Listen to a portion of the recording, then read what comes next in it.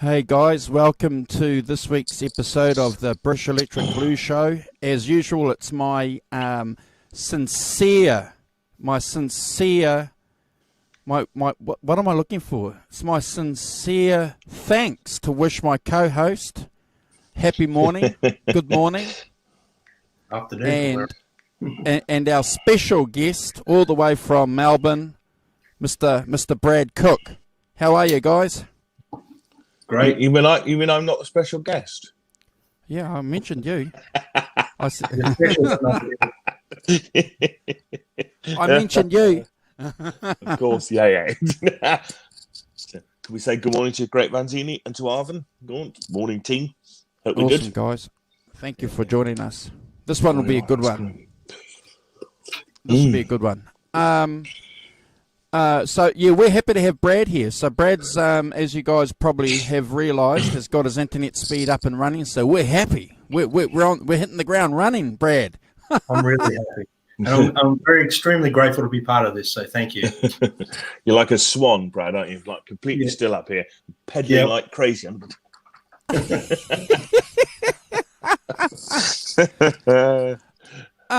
We're also lucky too. I've sent you guys both the link next week. The Rummeister is going to come back on and join us and lead a conversation in the Van Halen Part 2 show that we tried doing a couple of weeks ago. So that's going to be very good. Good, excellent. Yeah, looking forward to that one too. Definitely. Yeah. Well, he's certainly a guy worth getting on the channel because one of the things that I love about, music and what we do is you like it when people have a passion for something, I love it. I get blown away by these guys going, holy cow, I thought I knew my stuff, or I thought I had a couple of guitars, or I spent a lot of money on amps, but some of these guys that I know, jeepers. Morning, DTube. How you doing? Hope you're good. Thanks for joining. Yeah. Oh, yeah. There's always people who know more than you out there, aren't there? It just is. That's just the way of it. However much you know, there's always somebody out there who knows just a little more. That's not my problem. What's my problem is people have got more than me. More gear than me. More guitar. Steve Anderson is a man with more guitars. he who dies with the most gear wins. Is that it? Or something like that? That's it. Yes, in that case, I'm not going to win for sure. I'm probably going to lead that show with gear envy, I reckon. You reckon? Have you got lots of gear, Brad? Have you got lots? No, How many guitars have you got? I'll end up with gear envy after that show. I know. You will. Not to give too much. Steve built his own as well, which I think is really cool. He's decided that actually he can get exactly what he wants in different by building it himself, which I think is really good. Yeah, that's a really good place to be at. Yeah. Unlike me, who couldn't build a guitar to save his bloody life. And he's been to a lot of these gigs too, which also helps, So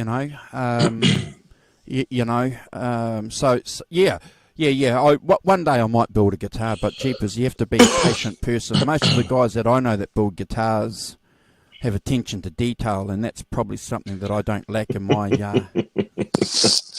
in my part of the world. Well, I'm all right with the detail. It's only the skills that deserted me at birth. I'm not sure I've got the patience to build my own guitar. I think I'd start to get frustrated, I'd be wanting to play it the whole time. So, yeah. Yes. But Brad, do you have some skills? Do you have some carpentry skills and stuff? Can we put a hammer in your hand and you've got some idea about which end to hold it? I can swing a hammer around, but I'm not sure how safe everyone would be. The delicate art, chiseling off just a tiny sliver of neck to make sure it sits in the pocket nicely. No. I'll save that. I'll save that, Simon, for someone else. I can barely play the guitar, let alone build one. So Hey, at least that doesn't stop you. which I think is the correct attitude. You know, yeah, I might be quite a crap guitarist, but I love playing it hard cheese. I've done some research on our topic this afternoon, this evening, done some this research. morning. Yeah, well, just a little bit of research, just to kick it off. But so, you know, we all know that Eric Clapton is, you know, the foremost white blues guitarist of his generation, and you know, Eric always considered doing an all blues album on several occasions through his career. But it was the success of the Unplugged album which convinced him that, you know, there was an audience out there. And I think that's one thing that we've got to remember, because a lot of people criticize Eric Clapton for just being this blues guy, but, you know, don't actually realize that in the early 90s, you know, it was a gamble for him to do those two albums, you know. So we've got to keep that in mind.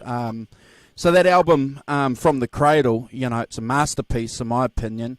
Was recorded at the Olympic Studios. You know, look at the guys that helped him record it. You know, the drummer, Jim Keltner, Jerry Portnoy on harp, Dave Bronze, Andy Fairweather Lowe, Chris Stanton on keyboards. Eric co-produced the album with Warner Brothers staff, Chris Tuttleman, who he's had a relationship with in the past. And I've just got a couple of quotes here, because I think what we need to do is probably, you know, put some of Eric's words into what the album is, just for us to reflect on. So he said that he was actually trying as hard as he could to replicate the original recordings, but he still came, you know, out as much with some beauty from that whole exercise. And even though it was pure imitation, it wasn't good enough for him for some of the songs. So I think we've got to keep that in mind too, you know, that it was an album that was recorded live. And when we go through and discuss some of the songs, we can probably reflect on some instances there where you can tell that it's recorded live, because there's a few mistakes made. But yeah, so yeah, that's probably my introduction to the album, and I'll just talk about the first song. So obviously the first song is Blues Before Sunrise, and I'm going to ask a question: is it Eric playing or is it Elmore? Who's playing? Who's playing the slide on that? Because it's a rollicking slide intro, gruff vocals. I have had some friends of mine over the years; they were put off by that album from the first song, because I just couldn't handle the that rough vocals. But you know, reminiscent of the Blues Breakers album. So if you guys want to add something, I'll let you go. Funny enough, that's exactly the stuff I wrote down as well. I'd kind of, yes, absolutely. You're saying to yourself, I mean, that's the interesting about Money is, you know, the first 2 or 3 tracks are definitely thinking, is that Eric singing, or is it? He definitely changed his voice up, didn't he, to accommodate these songs. And yeah, and I agree with you about the Blues Breaker thing. There's definitely that kind of Blues Breaker attack in the first track, isn't there? First few tracks at least. But, oh yeah. There's a few more there. Plays electric. Yeah. Absolutely. Do you think he's got the Les Paul out? And the ES355. There's some video clips of him, you know, playing and rehearsing around the world, you know, around that time. It's a shame. It's a shame they didn't have a camera, and I think they regret that they didn't have a camera. Do they not make any kind of video record of it? That's interesting. No. So when they went and did the sessions with Robert Johnson, they made sure they had a camera recording all that, because, you know, that's gold. That's where the money is in the DVDs. Yeah. Look, I agree.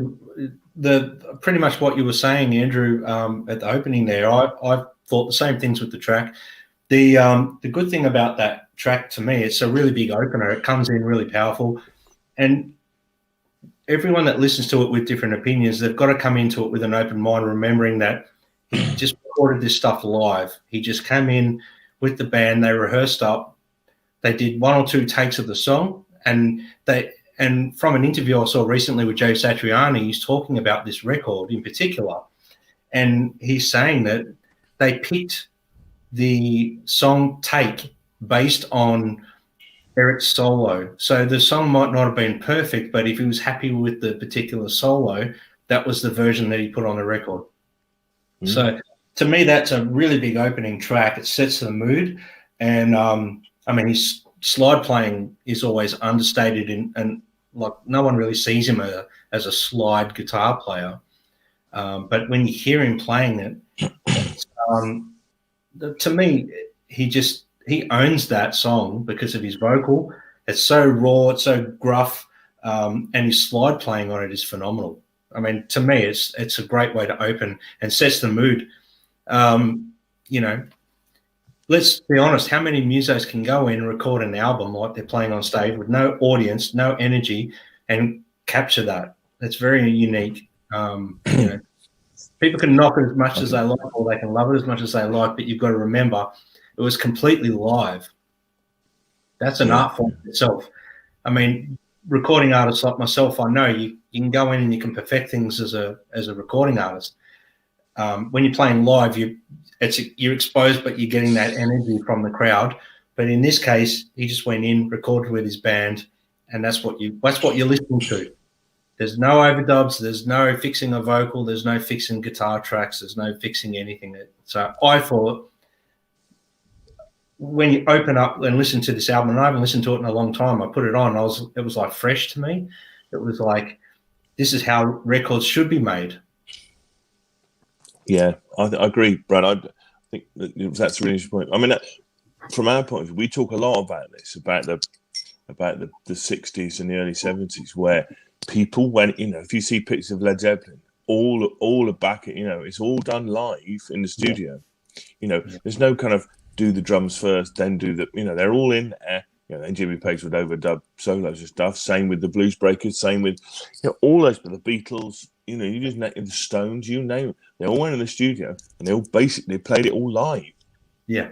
You know, maybe overdubbed the solo if they, you know, or something else, but vocals possibly. But in the main, you know, and we were talking about it last week, weren't we? You know, bouncing tracks down. But in the main, you go in, I was talking about Jimi Hendrix last week. You know, they still went in, played all the songs live, all the basic stuff live. Yeah. And then Hendrix would possibly overdub a solo or do something, you know, another guitar. But in effect, with 4 tracks, you know, that's what you're doing. And I have an argument that people over a certain age, like me, that the reason we don't like modern music is that the issue with it is that it doesn't swing like a real band. You know, after 1980, you know, record producers cheering from the rooftops because they had a click track that they could and Linn drums that they could get rid of that dratted drummer who sped up and slowed down and make it all, you know, in time completely. You know, and I think that, you know, for people like me who started in the early 70s listening to music, actually that speeding up and slowing down is what I hear. Yeah. And I feel and I like a lot. Whereas, you know, if I listen to my kids, you know, music or whatever, you know, one of the things I don't like is it doesn't have any variation. It doesn't speed up in the chorus, you know, slow down or whatever. But, you know, I think that you know, that Eric comes from that line, doesn't he? He comes from that line where actually you go in and you can play, you know, and you can play the songs, you rehearse, you go in, play the songs and record them, you know, and you do them a few times. And you, as you so rightly said, you pick out the best one, and that's the one you pick out. Yeah. I think also, too, it was an issue that the record company were kind of skeptical about, you know. It's okay to sit down and do this, you know, acoustic album, you know, recording live, you know, that was fine, that's good. But, it, you know, early 1990s to go and do a live album, oh my gosh, you know, but he got his way. So, he's Eric Clapton. He was the best guitarist of his generation. Well, one of the best guitarists of his generation. Second song, guys, is Third Degree. So we all know Eric Clapton as, this blazing, hot blues guitarist. But if you want a song where you can experience Eric playing some warm chords, that's a song, isn't it? It's just a beautiful, beautiful song, warm chords. Got some short solo bursts going on there and some cool little licks. But obviously, Chris Stanton, who's been with him for a long time, playing the keyboards, just playing some beautiful, beautiful melodies. And, again, I think that's a component sometimes we forget about when we're talking about blues or Chicago blues. There were a hell of a lot of keyboardists out there too, banging the keys. Yeah. I mean, you're absolutely right. The piano is definitely one of the things on this album, isn't it? Besides Eric, absolutely to the fore on all the track is Chris Stanton playing the piano. Yeah, he was playing piano when I saw him in 1981. I think I want to say in Bristol. He's Chris Stanton and Gary Brooker from Procol Harum was the other, and Albert Lee. If you know who Albert Lee is. Oh yeah. Well, do you know who Albert Lee is? Is it the country English country picker? Play with Emmylou Harris and stuff. Yeah. I don't like his Music Man guitar though. Don't like his signature guitar. It's a funny guitar. It's a funny guitar. Yeah. See, they've got 17 minutes in before we're critical.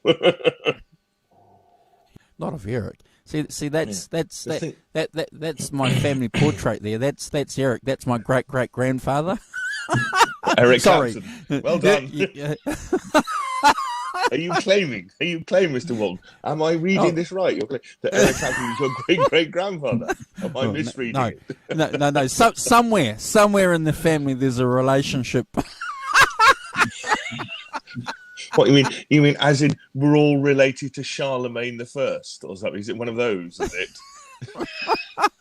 it? You know that? The 12th century king of France. We're all related to him in some way, shape, or form. Where everybody can trace their lineage back to him. So well done. Well, that's now live on the show. Andrew Walton is claiming this is disclaimer. But just one more thing I want to add before I toss it over to you guys is that if he was gruff with the opening song with his vocals on this song, he comes across. His vocals are exemplary, in my opinion. Yeah, I agree. I mean, I wrote that doesn't sound like Eric singing. Slightly, I had a sort of real, listen to it again. I had to sort of double tap. Put your headphones on and kind of thinking, wow, that's not Eric's normal style of singing at all. No. He's not normally that kind of gruff, and he's normally quite sort of melodic and kind of, isn't he? Kind of, I'd say light, not way, but he, cracks into it tremendously. So have you guys noticed when he's on the first, no more of this, and he obviously he's swinging his head because the vocals. It's like, it's which is like a bad mistake if that was in the studio, isn't it, Brad? If you're singing the Third Degree coming back in, it's like cut, but no, they carry on. It's a common. I think but that resonates with what you were saying though about the guitar chop. That was probably the key indicator. So sorry for cutting you off. No. I wrote down his vocals in this track were outstanding, because he captured the mood of the song, and you can feel if you listen to the lyrical content, he's just channeling that in his vocals. So and I did notice that he's sort of stepping away from the mic. It's a common live thing when you're playing live and performing. If you're not sure you're going to make the note, you don't want to be too up front, but you still want it there. And sometimes it can actually help you. A vocal technique like that can actually help you get the note. if that makes sense, because you're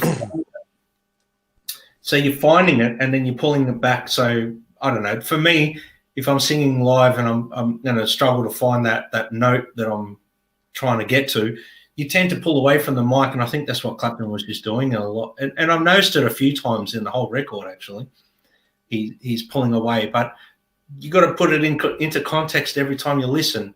He's still playing guitar as well, and it's doing it all on the fly. So when you watch him live perform, that's what he does as well. And so he's just doing the same thing on a record, basically. But you know, well, you got to bear in mind. He's got noticed it at all. To me, that's all part of the the human element of it, and just making it all perfect makes it less good in my books. Yeah, that those things are actually what make it. You can tell it gives it an energy, gives it a vibe, gives it because it's not all perfect, and I prefer that myself. The imperfections are what makes it perfect to me. Yeah. Yeah. Very good. Yeah. I love it. I love it. I've got to agree with you guys. I just think, that isn't that why we love the blues? Because it's about authenticity. It's about the heart and soul, expressing yourself in a form that is not necessarily meant to be taken perfectly. It's an expression. So, the blues is a common denominator in the sense of it's the same chords, the same progressions, the same thing, but it's felt in a different way because people put their emotion behind it. It becomes an emotive thing. It's not necessarily you're not aiming for perfection is what I'm getting at without going around in a circle. You're going for feel. And I think, every time I listen to this album, which like I said, I haven't listened to it for a long time. So it was great to revisit it and realize I remember the first time I heard this album, like I bought it, and it was the album I was hoping Clapton would make. Yeah.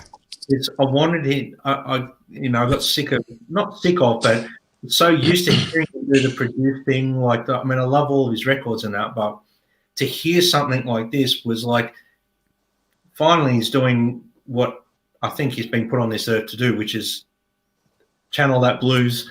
And he's a voice, and he cops a lot of grief for redoing old blues artist songs and success from that. But that's why he's here, I think, on this earth, is to keep that flame burning. Because you can't. When you listen to this stuff, I keep going back to the fact that it's live. Every time I remember that it's live, I'm like, wow, man. And I think you jumped on. Saw me, good, Andrew. aren't they? Well, you saw me, Andrew, today jamming along, and I'm like, this stuff is just. It's on the fly. It's going, and it is. For me, he just. The whole band's cooking, and he's just on top, being a live performer. So yeah. So there's no skips. We forgot to say the first song. So I'm not skipping. Not the first no two. Skip. Okay. That'd be harsh, wouldn't it? First two. Yeah. Okay. We didn't play that properly. So No. anyone here skipping any of the two songs that we've just discussed so far? Not so far. But I just want to echo what you said, Brad, about the album that we hoped Clapton was going to release. I'm going to tell you something. I remember when they dropped the video, and it was Motherless Child. And I love the song, and he's playing the acoustic guitar, and I'm thinking, oh, okay, this is going to be another unplugged album, Ding, ding, ding. But on the Clapton nut, went and brought the CD, dropped the CD in, and it's like, this ain't no unplugged album. Nope. so I want to ask you guys, why would they release that as the first single? Did they want to go out there and trick us? No, I think it's the continuation from Unplugged. They wanted it to sort of fit within that. So, because Unplugged was a massive success for him. So they thought we can't jump too far away from that, so we'll ease them into it. Maybe I don't know. Okay. Yeah. Mother's Even milk, though it's not bit of that mother's milk. representative. Yeah. Yeah.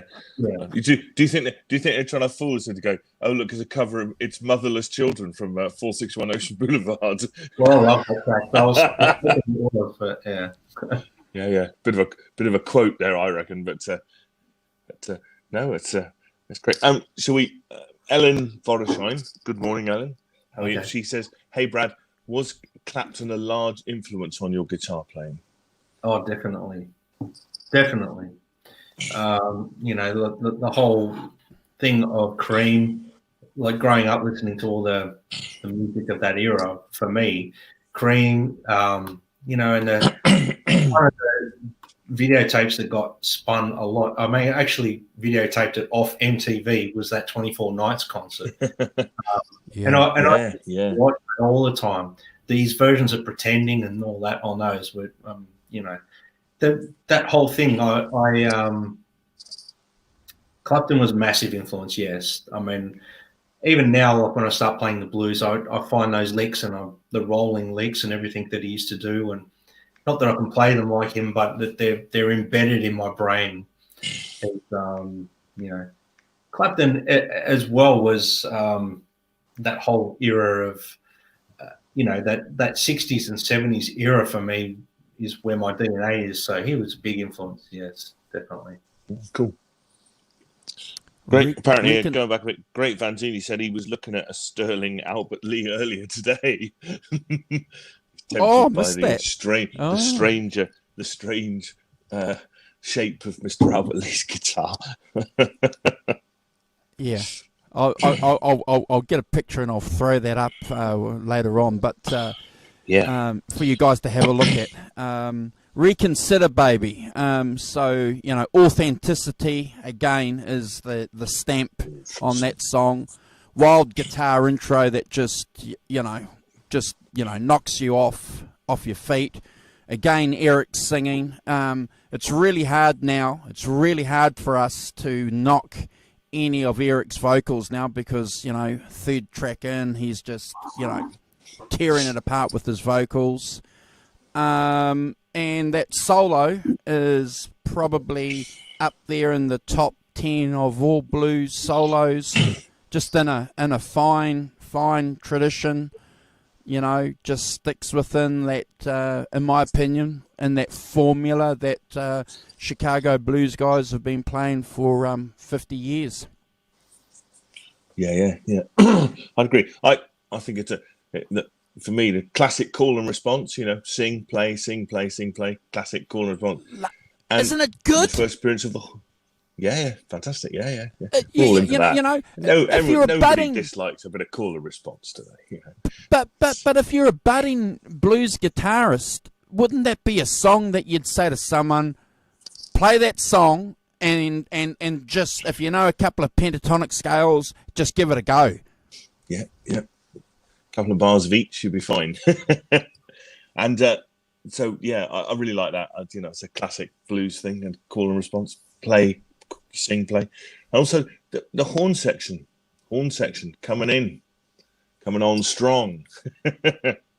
I like, you know, it's I think this album has really good. The horns are really great on this song. I think they really add to it in a classic kind of, you know, B.B. King type thing. Yeah, putting in that horn section. Yeah, he definitely captured the feeling right. The licks in it, I've highlighted that the guitar licks in it were staples for any blues guitarist to go and listen to and learn. They're just that song, the way he plays and executes that, it's all from the heart and soul. There's no trying to perfect anything there. It's just playing the vibe of the song. And I have to, you know, sort of also, Simon, with what you said, basically in relation to the musos on the record were phenomenal. So that's vibe as well. On this track, you can really hear the musicians opening up a little bit as well. But, I mean, you're Eric Clapton, you're going to get the best musos for that music, aren't you? So, but that was what I wrote down. And also, I mean, I love his vocals, so I wrote down his vocals are great on that track as well. Yeah. I want to echo basically both of what you guys said, because it was going to be a concluding part. So, but I'm not concluding the song if you guys want to still continue. But you're right. It's really interesting how these guys, when they record an album and their song selection, because you'll notice now that you guys have rightly pointed out, the other members of the band are slowly coming in, making their presence felt. The first couple of songs, you know, there wasn't much going on. It was just all Eric, you know. Mm-hmm. But then you're starting, as you said, Simon, you know, starting to get the rest of the band very clever, very smart. Yeah. You bring in something new, don't you? Track 3, you've got to have a surprise. No. Hey, Sonia. Good morning, Sonia. How you doing? Hope you're good. Thanks for joining. Is that a skip? Definitely not. No, I'd like to reconsider. Sorry. You took the words right out of my mouth. Terrible. It was there to be hit. You know. Oh, my. You got to be quick around. You got to be quick around here, man. See, look at me. 7:07 a.m. and I'm on it. Idiot. Oh my Sorry. God. It's too... I'm gonna, mate. I have to get one of those effects boxes, because I was just bang. Brad did it. Oh dear. See. Oh my so, gosh. Well, yes, of course it's played. I'll just... So that's okay. We're not reconsidering that. So that's cool, guys. Wow. Yep. Hoochie Coochie Man. Eric. It's over there. Sorry about that. I had the spinning wheels of doom for a minute. You were stuck in this position like... There you are, look. See, look, Brad's on top now. I'm like, what? Wait a minute. It's me. I want to be up there. You can get back up here. Do you want me to go out and come back in? No. I'm just being ridiculous. I'm not going to say much about. I'm not going to say much about the next song, Hoochie Coochie Man. Williams, get your Wi-Fi fixed. Oh dear. Your Wi-Fi. We lost him again. There we are. Okay, Sorry, I'm having a bit of trouble this morning. I don't know what's going on. But, yeah. You'll have to ring your provider and get it fixed. I'll do some testing first, Brad. I work in IT. Let me tell you, I'll be doing some testing first. The next track, guys, is a classic, Hoochie Coochie Man. So Eric clearly plays Muddy Waters, as Muddy Waters did. Pretty moody setting there. But obviously the key ingredient to that song is the harmonica by Jerry Portnoy. Yeah.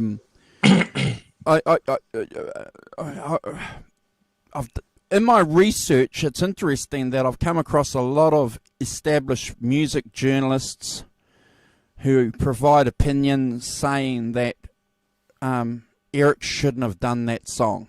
I disagree. Eric was very selfish when he did that album. It was a tribute to the music and the musicians that he loved, and he was always going to do a couple of Muddy Waters songs, wasn't he? But he said about it, didn't he? He said that they were the ones he had most trouble doing, and they were the ones that he felt as though he never quite got it. Interesting. He said that. I've certainly read that when I was doing some research for this. That that was one of the things he said himself about it. That he went back and he did them again, without ever quite feeling as though he'd absolutely nailed it. Interestingly, no, you're right, and I have read that. But what's really amazing about Eric is that he as he's gotten older, he's going back and he's re-engaging with a lot of the albums that he's recorded. We've spoken about this before, Simon. Blues Breakers, he didn't listen to that album for years and just didn't regard it as anything. It wasn't until other people were telling him how important it was where he actually went back and said, "Oh, okay, well maybe it is okay then."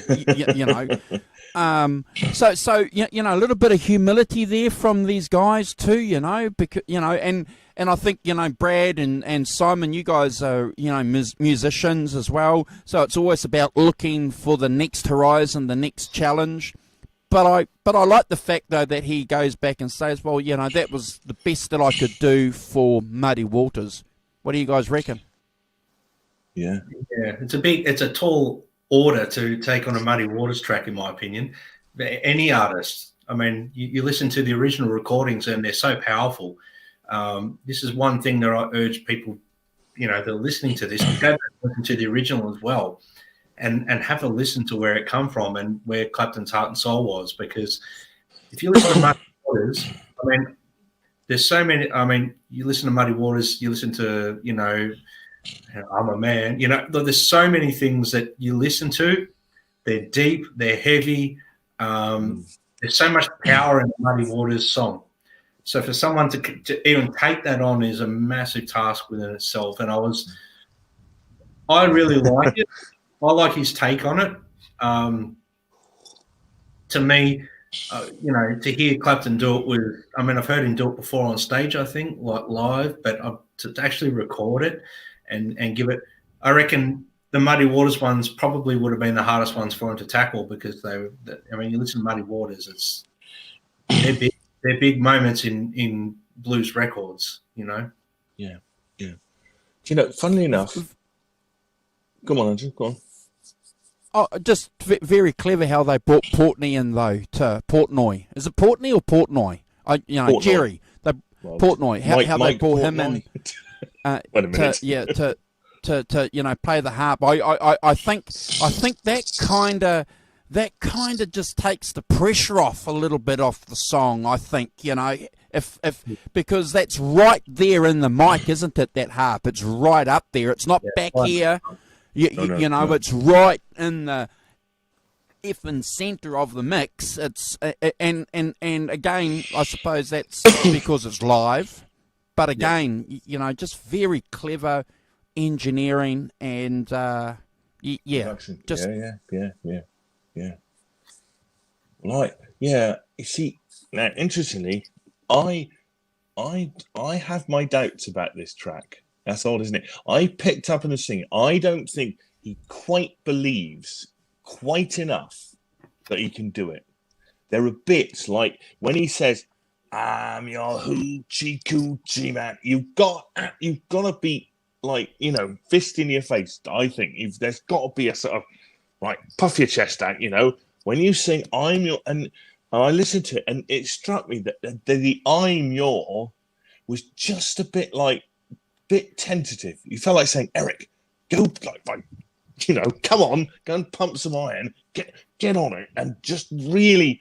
I felt like he didn't quite. He was like 99%, but not 100% certain that he was going to go when he sang "I'm your hoochie coochie man," that he really was your hoochie coochie man. You don't think that had anything? I picked that up. I have no idea. As I said, I just picked it up as a kind of. I just thought it's a little bit tentative in a funny kind of way. Eric, round again. You don't think that has it? Oh, sorry, Brad. No, you're right. He's probably just intimidated by the fact he's doing a Muddy Waters song. Yeah. He felt he was. I mean, if we know Clapton well enough by now, that he was always insecure about his singing. I mean, he never really. Still. He still. So Muddy Waters was a big voice too. Oh yeah, you just said it. You said it all deep and and strong. Yeah, absolutely. And and one of the things you take from that, it's a Muddy Waters song, and you've got to, if you're going to approach the Mount Olympus of blues, then you've got to be really on it. It's funny, is it? When I listened to it, and I listened to it a couple of times to make sure I wasn't missing it or something. And that's what I felt about it. I felt as though he as if he didn't quite believe, having said that himself about Muddy Waters being, the man, he didn't quite believe it, so he could just do it justice in an odd way. Yeah, I'm not saying, I don't I'm know not if it saying was. it's bad. We're talking about nuances here, Oh of yeah, when you yeah. listen to a song, I don't think it had anything to do with his confidence or not measuring up to Muddy Waters, but they may be real things. But I think it had everything to do with the fact that he was singing and playing along with a harmonica player, a harp player. I think that in itself isn't something that he had done for a long, long time. And I think you're right, Simon. I think he is ahead of the beat sometimes and behind it because, they've obviously had a conversation about the hump and where it's going to be in the mix. So I think it goes back to what Brad was saying earlier too. You know how sometimes when you guys are singing, you just. Oh yeah. I think it might be a timing thing, Simon and Brad. Yeah, That's interesting. Probably a few things thrown at him as well. But I mean, we've got to remember that if he had went in and recorded the vocals after the fact, he may have done an even better vocal performance again. But we've got to keep remembering and pull it back to that context that it was recorded live. So, and as you said earlier, Brad, they talked about it being, if the solo was good, they'd keep it. Yep. Yeah. And I think that in that context, that's probably why they kept it. As I say, for me, there's something about those kind of Muddy Waters songs, I'm a Man and all of that, you kind of you've got to give it, haven't you? You've got to give it something, pump yourself up. And actually, maybe the fact that singing and playing doesn't quite enable you to do that. Maybe it does, maybe it doesn't. I don't know. Yeah, I think what you guys are raising are really, really cool points because I'm just going. I just want to draw out something that's going through my head at the moment. Earlier today, I was listening to Hard Again and Manish Boy, and I'm thinking in my brain at the time, and I just want to make this connection now with you cats. Muddy's kind of rapping a little bit. He's more talk. Yeah. I don't want to imitate, but if you can get the picture. Good luck if you can. Yes. Whereas Eric, I think you've hit the nail on the head, Simon. So Eric can't do that. So he's got that in the back of his mind where he's. So maybe it was a confidence. There was because he's not going to rap it. He's not going to rap because I'm a hoochie, John the Conqueror. He's not going to rap that. No. I don't know. Did you guys pick any of that up? Or am I talking rubbish as usual? No. I think so. I know that album like the back of my hand. So yeah. I did think it was interesting that it didn't strike. It only struck me on the Muddy Waters tracks and not on the other tracks. The other tracks, it seemed to be the singing was really good. We've talked about slightly singing slightly differently and stuff, but I thought the singing was great, and I thought I didn't. It was just weird, just on the because I think it's such a kind of, your hoochie coochie man. There is something kind of a, have some bravado and some swagger and some kind of cocksure, isn't there? There's something of that in it that maybe isn't in the other songs in the same way. They're not quite, are they? So that. Actually, it's a lot about going away, I'm torn down, and all those kinds of which are about him being left, not him being like I'm your hoochie coochie. I think there's got to be in that. There's got to be an element of kind of danger, of kind of sexual magnetism in it. There's got to be an element of that grit in there that to really give it something. That I don't think that and whether it's whether he can't quite sing it like that because he's singing or playing or what, or whether he can't, whether there's a subconscious kind of, oh my God, it's Muddy Waters, because he does say, I certainly read that, that there was a bit of, oh my God, it's Muddy Waters. How am I going to do Muddy Waters song?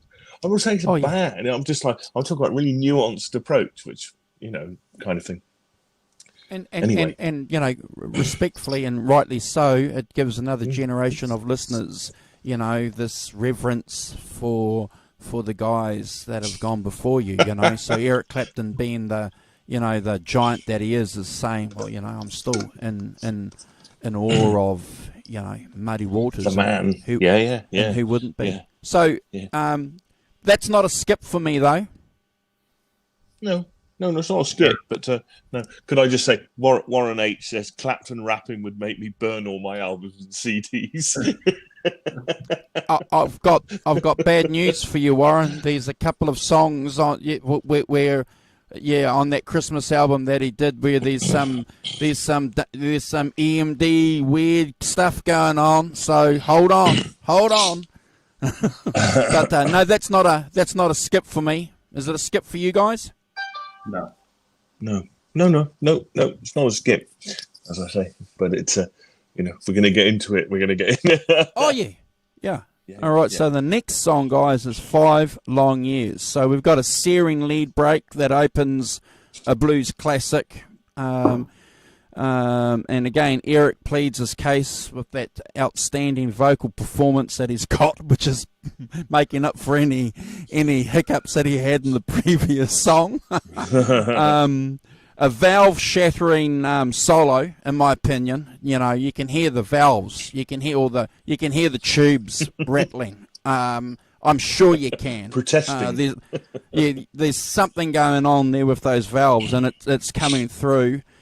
And it just puts me, every time I hear it just puts me on the edge of my seat. It just makes me stand to attention, and I think, holy cow, and it's probably one of the highlights of the album. Yeah, I agree. I think, for me, I wrote that, I was particularly struck by the guitar tone, kind of slightly sort of maybe turn the treble down a bit and stuff. Brad, you can tell us if this is true. I felt like you get more that kind of womany sort of tone, sort of going a bit that way, kind of getting that warm, round sound, kind of not too much treble kind of thing. I thought it was great. Yeah, great singing, great performance by the band, really good. Yeah, I'm all about it. I'm back on track. I put that for me, it's probably the highlight of the album. I just love his guitar playing in this track. His vocal,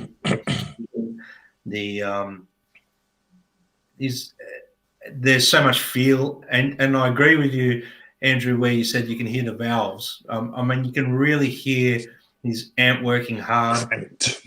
You can hear the strings on the fretboard. You can hear there's a purity to it.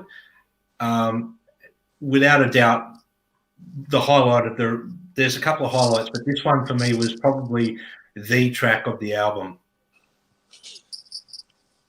I can't fault it. Beautiful playing, beautiful execution of the notes, and he's playing with his head back most of the time on that guitar. You can tell. And from what I understand, one of the songs that they did bugger all rehearsing or takes of, it was one of the gems, and the fact that we've agreed, the three of us, and said, that it's one of the standouts. Probably, yeah. Isn't that amazing when you can just agree and find out and know that the band even thought it was pretty good. They didn't go and do another half a dozen, takes of it. Yeah. You can hear the vibe in it straight away. The band's cooking. Clapton's sitting on top. He's just wailing away, but in that very classic style playing from Clapton, you can hear a lot of his classic licks. Again, a real textbook for any blues guitarist to go and listen to those licks and just 10-second licks and just listen to them over and over and embed them up in the brain. I was revisiting a few of these things today on guitar, and I'm thinking, man, these are what every guitarist, no matter whether you like the blues or not, you need to learn these licks. They're just textbook. And Clapton's the king of those licks. Yeah. In that Hard Rain album, there's a song there, Muddy's saying, the blues had a baby and they called it rock and roll. We've heard that saying for a long, long time, haven't we, guys? But, look, I'm not going to argue with you, Brad and Simon. I think, if you want to be a good rock guitarist, you've got to go back and listen to the blues. And we've discussed this at length, Simon, on how many modern guitarists say that they grew up listening to the blues. It was their dads that gave them the albums. Look at the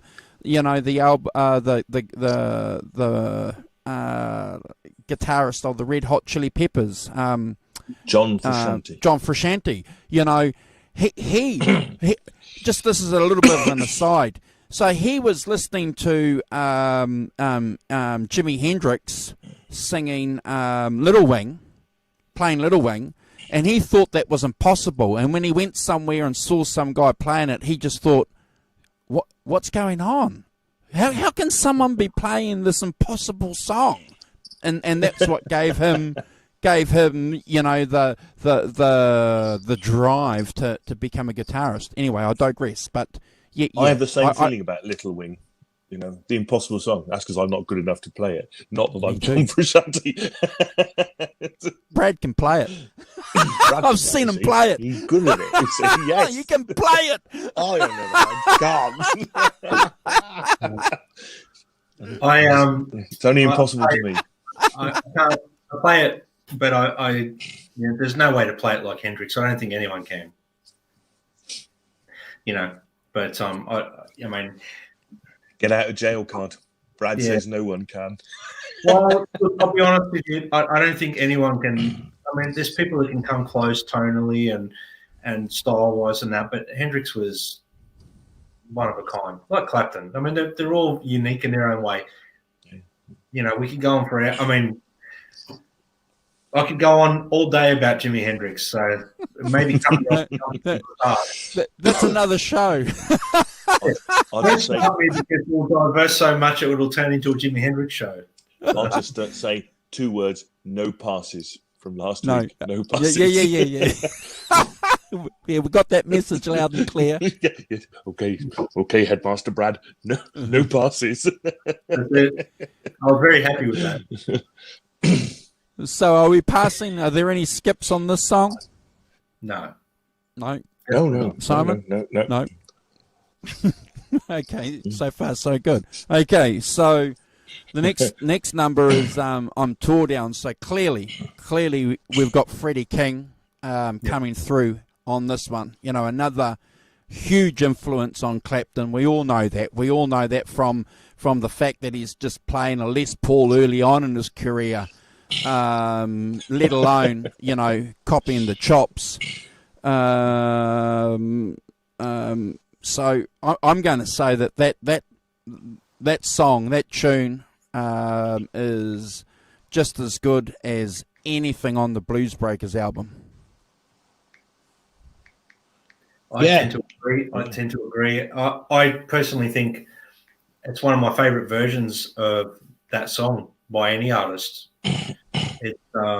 He's captured that Freddie King vibe. I mean, I'm a massive Freddie King fan, and I love his music.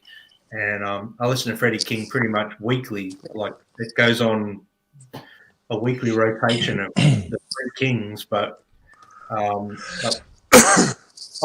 really impressed with his version. I was back in the day, and I listened to it again. There's so much vibe in it.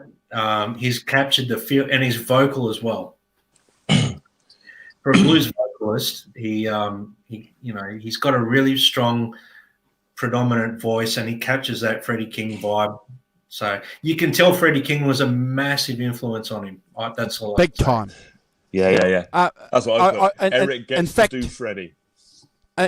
In fact, I don't think, guys, it's been discussed at length, but I don't think it's been deep dived. I just don't think.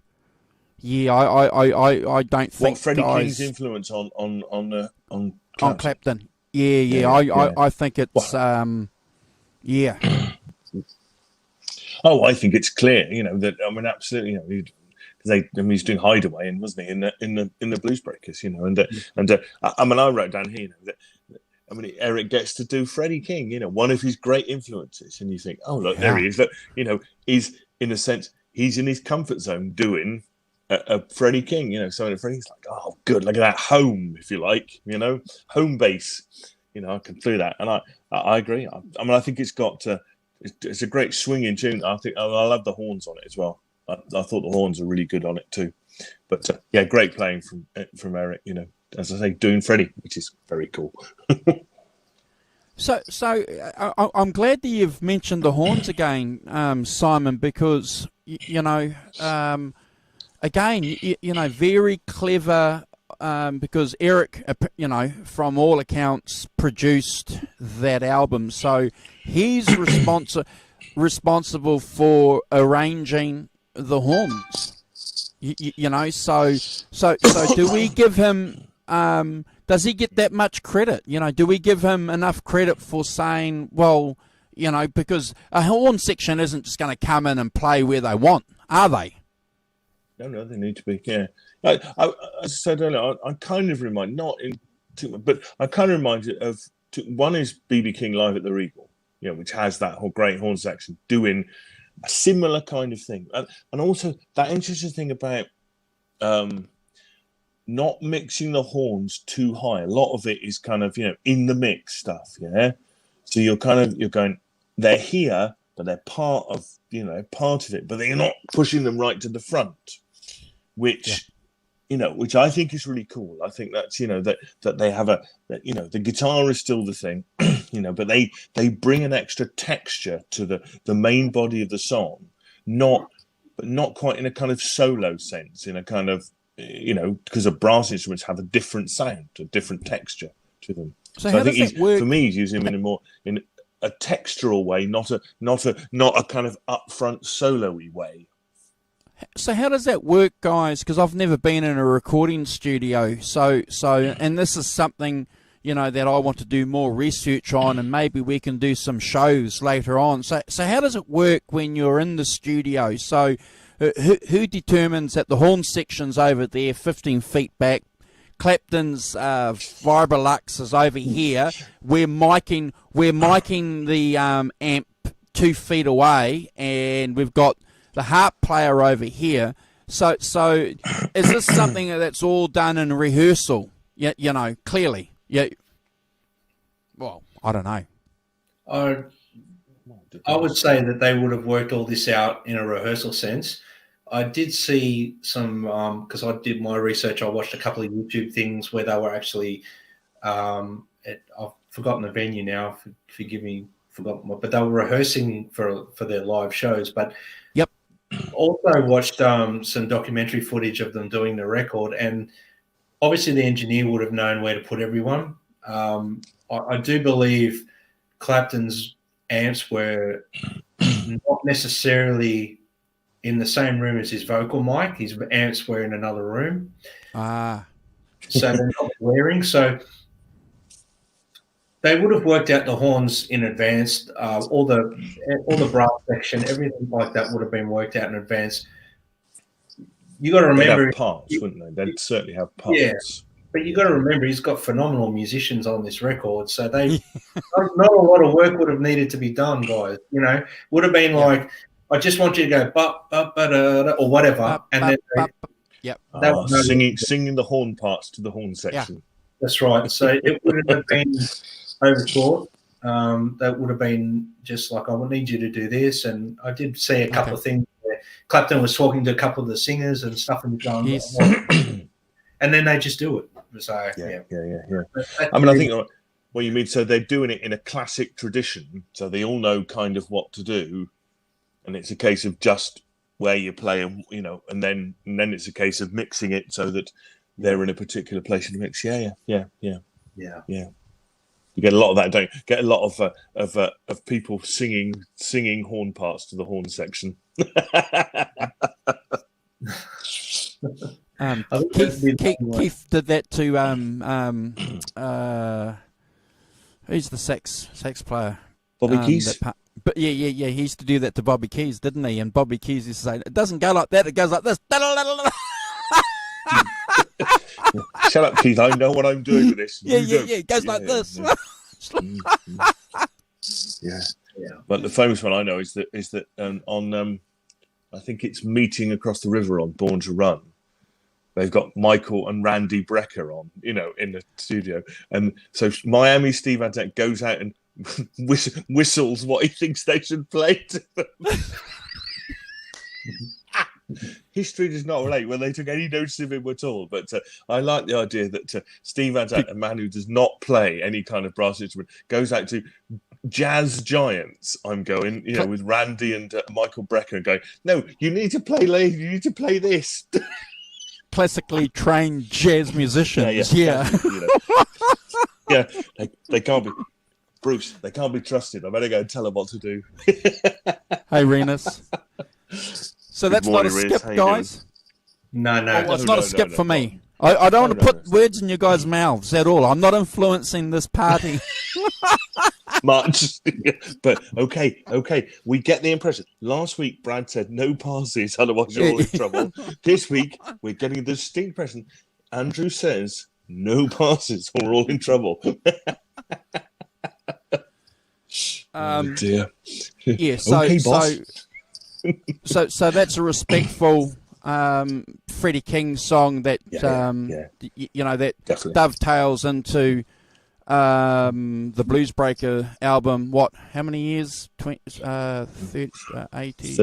years. 30 years. 75, 80, yeah. 30 years, 31 years. Yeah. Wow. Only 31 years later. Wow. If you think about, if you go back from 1965, 30 years, you get to pre-Second World War, 1935. Yeah. If you think what's going on in 1935 compared to 1965. Yeah. Sorry, Brad, I love playing these games about, the distances between stuff that we know. And then if you go back beyond, the same way, the opposite direction kind of thing, where do you get to? Benny Goodman or something, wow. Well, that's not a pass for me. Nope. No, it's cool. Really good. Yeah. All right, guys. So the next number is How Long Blues. So, once again, well, not once again, we get Eric unplugged. He's playing his dobro. Is it a resonator? Is it a resonator guitar? Yeah. And he's got, Jerry playing harp again. And if he was skipping, or the influence of playing with a harmonica was something that he couldn't adjust to with Hoochie Coochie Man, he's certainly in the pocket with that number. Look out on Let's Meet today. Just a nice piece of music, acoustic music, just to let that steam off half a dozen. One, two, three, four, five rollicking electric blues numbers. Yeah, you've got to have a change, haven't you? For sure. So I think change it up a bit. I think the other thing, Andrew, about How Long Blues you haven't mentioned is the piano, Chris Stainton's piano. I think that it's that's really good. It's very, very up front in the mix, very right in there, and giving it its loping along. I wrote looping. I think I wrote looping. I don't know if this. I don't know if this is going to matter much, but is he playing? This just come into my head now. So is Chris playing keyboards, or is he actually playing a piano? Do we know? No, I think it's piano, isn't it? I think it's a piano. Sounds like piano. Okay. Yeah. I would assume in a studio you're playing a real piano. I don't think there was any expense that wouldn't have been a keyboard as such with a sample, or it would have been a piano. Yeah, I think live, you definitely live probably almost certainly some kind of electric, wizardly Yeah. keyboard thing with a good piano Yep. sample on it, but not. I would have thought in the studio, you put a microphone inside the piano, off you go, Chris. Yep. Tinkling those ivories. Yeah, so great track, and I think it provides a contrast, and I think that's really good. That when you get to track 7, you need, you've, as Andrew said, you've had those 6 kind of electric blues things. I think back in the day when records came out, they were a journey. They were a journey. It's not like today. One song is disposable. Records were a journey back here, so to put a track on like this after all those belters was perfect. The timing was right, brought the mood down. I just sort of mirror what you guys both said with the keyboards, the harmonic, and just his vocals on it were really touching. So they captured the mood of the song well, and they didn't stray too far away from the vibe of the original, and it sort of does come close to the unplugged performance as well of the blues stuff that he was doing on that too. So strategically, it's on the album for a reason, but it's also just Clapton was very in touch with that acoustic side of things as well. So obviously he was going to put that on there, but I put it down as just a great mellow tune to put on the record as part of the journey. That's what I thought anyway. And to mirror what you guys said about the piano, especially, and the harmonica. Yeah. Awesome. Well, that's not a pass from me, guys. No. It provides color and difference, and into an album that just when it needs to be, providing that little something different with the resonator guitar, dobro. Yeah. Okay, so just hold on, guys. We're going to be rated by the Johnny Bean Show, but we'll carry on doing our show, and we'll just do a couple of shout outs as they come in, and I'll be asking if I get an opportunity. Maybe we might get a couple of subs from some of the raiders. So hold on. The next song is Going Away Baby, and I'm just going to say this. It's a blues shuffle that features, an average solo. First shuffle? And pretty close to the original. And that's all I'm going to say. Yeah. I wrote down I particularly thought the harmonica was particularly great on this. Yeah. Got really good harmonica. It reminded me of sort of later period Dylan, actually. So to kind of have he does some tracks that are like that kind of shuffle sort of kind of thing. Some of his later stuff on his later albums that he does stuff like that. It reminded me. I don't know whether they get it from the same place, not necessarily not copying each other. But it did remind me of that because that's what I'm like. But it's great. It's really good. I like. Hey, you can't go wrong with a shuffle, can you? Morning, hey, Johnny. John. How you doing? Thanks for joining us. Thanks for joining. Yeah, hope you're good. It's not my favourite song. Oh, okay. Miss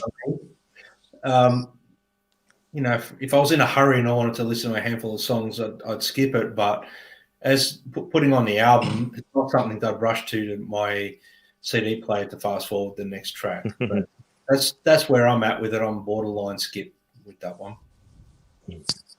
Yeah, interesting. Yeah, I think again it's something that you provide as a contrast. Yeah. It's the first shuffle. We haven't had a shuffle on it yet, and obviously we're getting to track. Where are we? Track 9 now. Sorry, 8. You need to start having other things. So the previous track we've had a resonator guitar, it's a bit more acoustic little thing. So you've got a different kind of feel than having a shuffle. I suppose I don't know if now is the point. One of the interesting things that struck me was that in my world, we're talking about 16 tracks. To me, that's too many. There's too many. For me, I would have liked probably in my world, I'd like to have seen a 10 track or a 12 tracks. It actually would be fine in my books. That I know in the 90s particularly, there's this kind of, oh look, we can put 70 minutes of music on a CD. We ought to kind of thing. It's like, if you've got space, the inclination is to fill it up. My inclination is to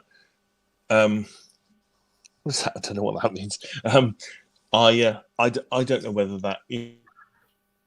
Thanks for the raid, guys. While you're here, please hit the subscribe button and help Simon and I with our channel. We'll always be grateful if you could just hit that subscribe button. Hit that subscribe button. Yeah, sorry about that. I'm having a Brad issues. I don't know why. Bloody kids aren't awake. Thanks, guys. But look, I'm going to echo Brad here, and I'm going. It's a it's a borderline skip. It's a borderline skip for me. Thanks, Caleb. Good morning. Hey, nerd. Caleb, how you doing, man? Hope you're good. Hope you're feeling better, man. It's good to see you. Morning, Mickey. Is it a skip? Is it a skip for you, Simon? If I was doing a 10-track album, yeah, it'd be a skip. But I'm judging it on what it is. I see what it does in the context of this, of a 16-track thing. Yeah, I understand what it's trying to do, and where it is, and things like that. So it's not. Steve Carmichael, you have the best beard. Thank you, Steve. That is a prize worth having, isn't it? I appreciate that. I appreciate your guys' subscriptions even more. Thank you for the compliment. Morning, so Cobra that's not Kai. a skip for you? No, not particularly, no. Because, as I say, I'm judging it on the, we can have a discussion at the end about what 16 tracks and stuff like that. But as I say, it's something. You see, Cobra Kai, good morning. How are you? Hope you're good. The next song is Blues Leave Me Alone. So, we've got Eric playing a typical blues anthem, and he ends up sounding, in my opinion, like Muddy Waters without probably trying to sound like Muddy Waters. And once again, that harmonica player, is he the unsung hero on that album? Is Jerry Portnoy the key? Is he the ingredient? Is he the John the Conqueror of that album? That's a wonderful reference. Well done. He's the man on the album. He definitely stands out.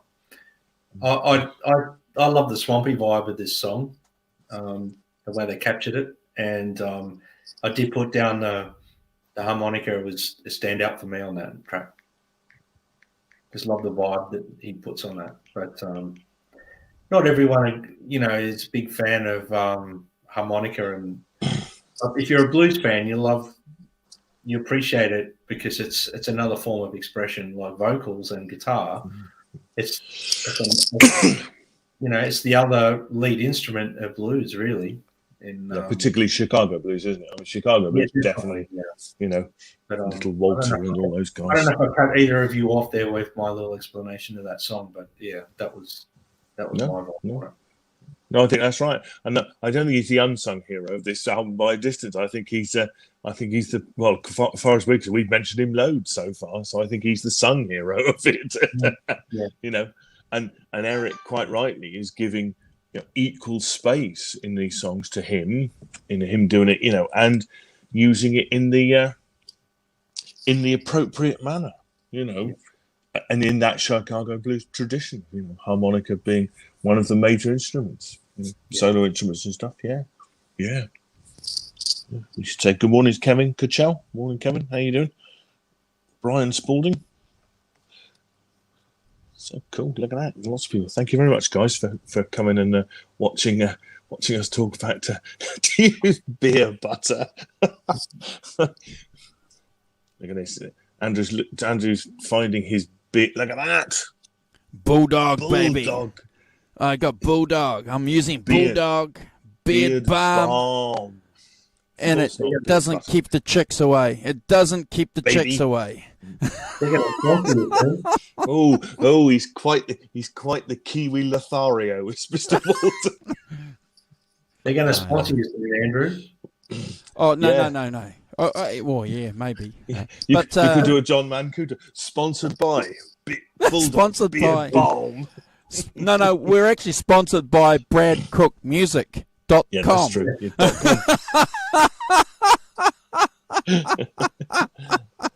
I like that. Yeah.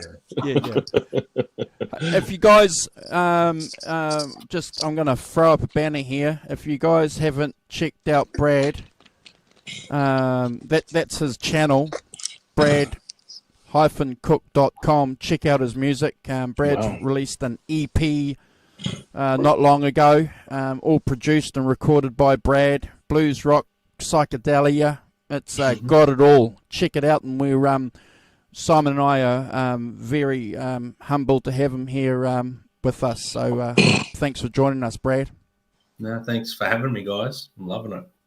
Yeah, it's fun. Right. What's next, Mr. Walton? Hey, look, we've got to talk about the size of that water glass, because Brad, you haven't seen this. You haven't seen what's going on in the chat. I'm going to present you here because Warren's intrigued. He wants to know what's in there. Is it vodka, gin, or water? It's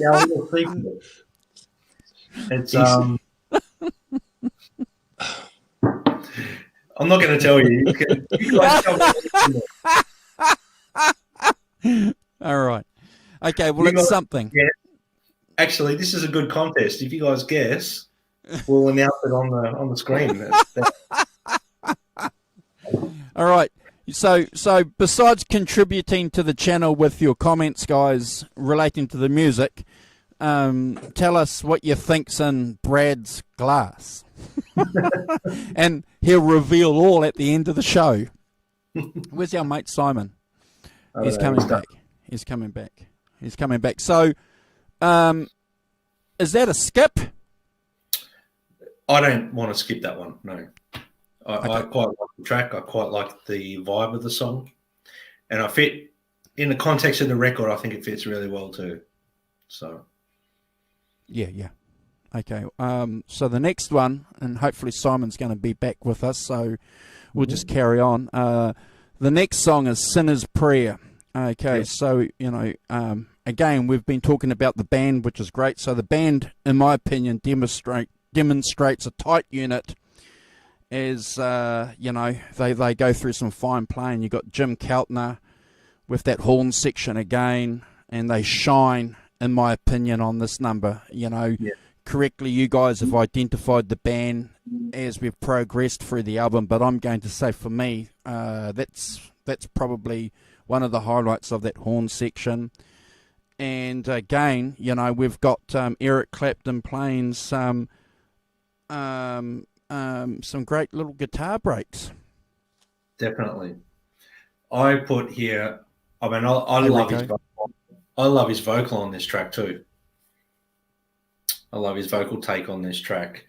I can really feel the emotion he's putting into the song in his vocal. I pick up on this a lot with vocalists, whether they just...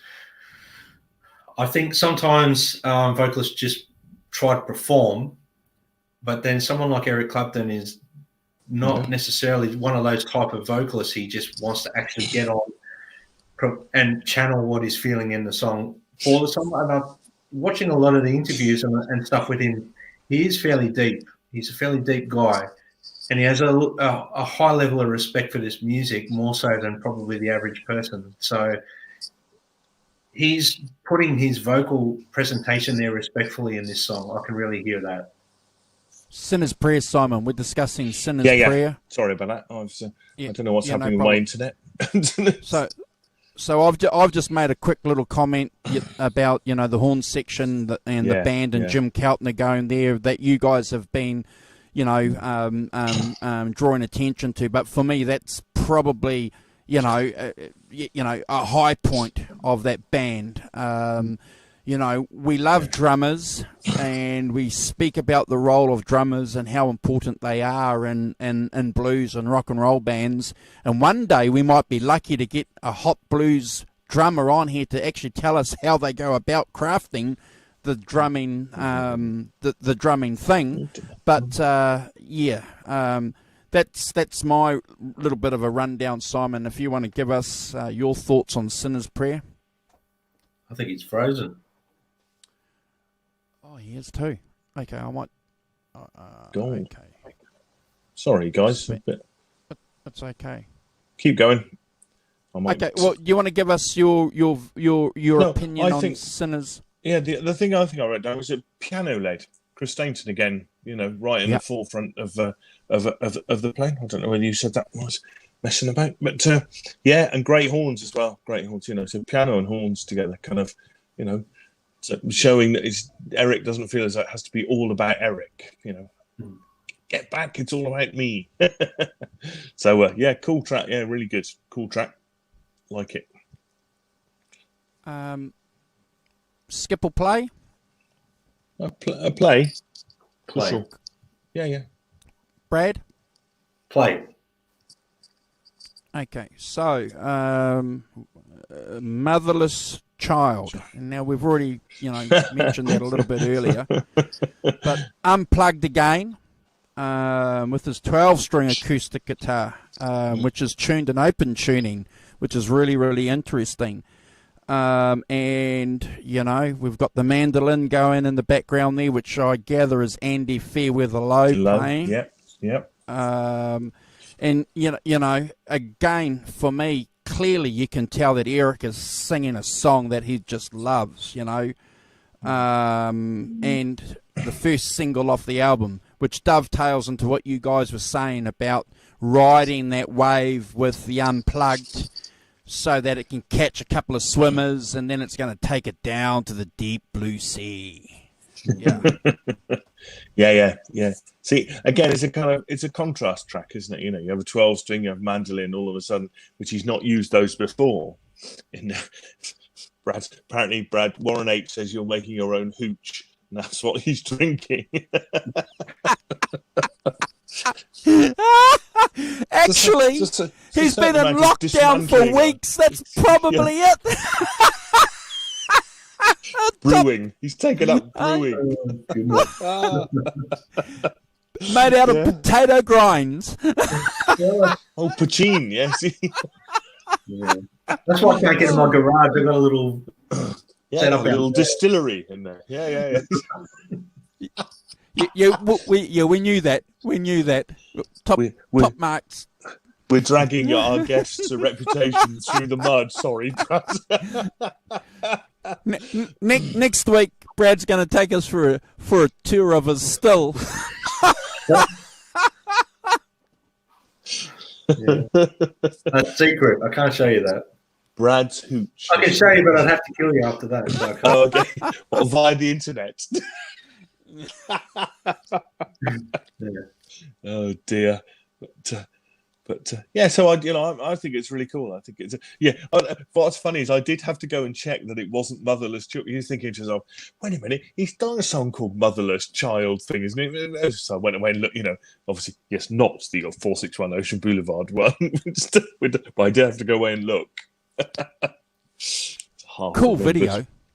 Video of him sitting down there on a chair and tapping his foot. Yeah, outstanding. Where did that song, Simon? Have you got any? Where did that song? I think originate. I think it was a top 10. It was a top 10 song here in New Zealand. Was it? Yeah, I'm pretty sure it was. I can do a John BL. He hides it in that Marshall head. Let's have a look. Official chart position. That's my distillery back there. Behind the curtain. Behind that curtain. Behind the curtain. His copper pipes. With the Copperhead Road. Yeah. Yes, in the UK, it didn't do very good. It only got to 63. I'll see what Wow. it did in New Zealand. So I didn't think it. In the 90s, it's I think that in the 90s, it wasn't really the time for sort of charting blues stuff, was it? Really? I mean, it just started. When did the White Stripes come around and C16 and stuff like that? You had a bit of a. Unplugged was number one. Three or four as of an those. album for sure. As an album for sure. Yeah. And but I think that I don't know. I don't know whether any singles possibly. Well, it'll be Tears in Heaven, won't it? Which is not the same thing at all. It's not really a blues song, is it? Tears in Heaven, in that sense. So I don't know. No, I don't think so particularly. I don't think it was a. It sounds some mad stuff anyway. So I don't. It doesn't feel to me like. I mean, I think that in the 90s, well, now you release singles as kind of trailers, don't you? They are trailers, not necessarily if you're looking for it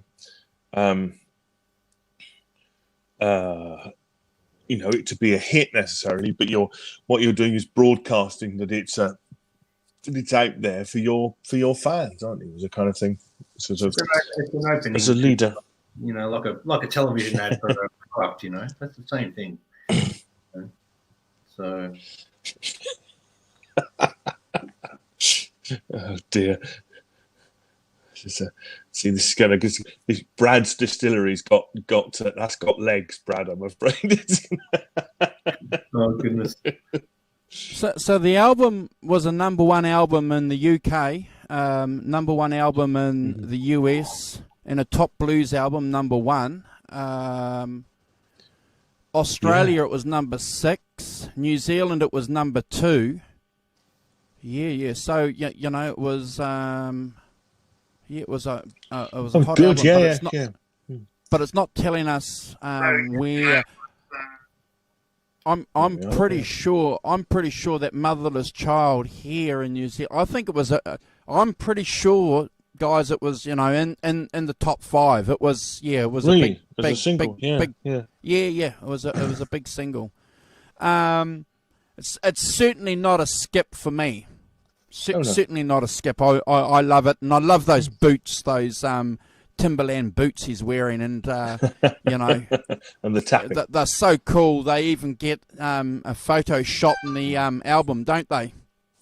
Yeah. Sponsorship. I say, Great Van Sini saying it was all the talk. It was all the talk where he was. Yeah. Yeah. Oh, I'm sure that that Clapton, following his Unplugged, he was definitely hot then, wasn't he? As a kind of as a thing, and as I say, I think that the fact that it may not have been as a single may not have been, particularly a big hit in a lot of places, didn't mean that it didn't do its job. And clearly it did, because it signposted the album, and and it charted really well in most countries. Number one in the US Billboard, number one in the top US blues albums. Yeah. Number one in Austria. Number 22 in Hungary. Obviously not Claptonophiles in Hungary to be spoken to. I think it's fine.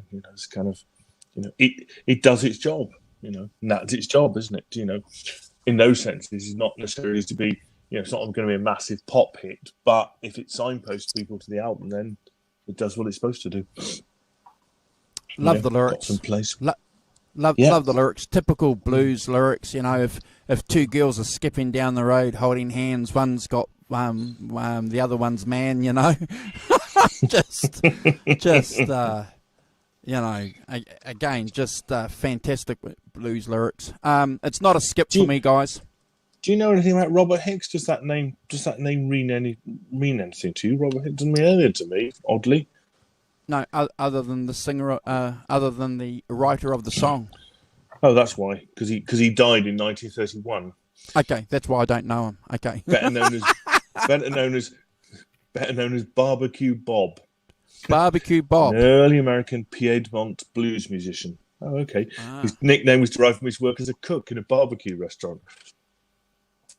Oh, well, yes, if he died in 1931, then What you got? You're You're going to show us those boots, are you? You're going to show us those boots, Brad? Yeah. Yep. Sponsorship, Brad. It's all about the sponsor. Brought to you by Timberland Boots. And Bulldog Beard Balm. Yeah. I don't think they're Eric cool. Clapton. That's cool. I think you got a model in. Foot model, do you, Brad? Is No. Boot model. If you look at the line, if you look at the inner, there's a bit here of a girl wearing his boots. That's what it is. Might be the girl at the time. Yes, you see, it is a boot model. Mickey Sattermeyer says he saw Clapton once in Seoul, in South Korea, while he was stationed there in '97. Good work, Mickey. Good spotting. Yeah. Good spotting, stuff. Brad. Yeah. Well done, Brad. So obviously did get a ringer into the era of good books in CDs, where you get content, value for your money.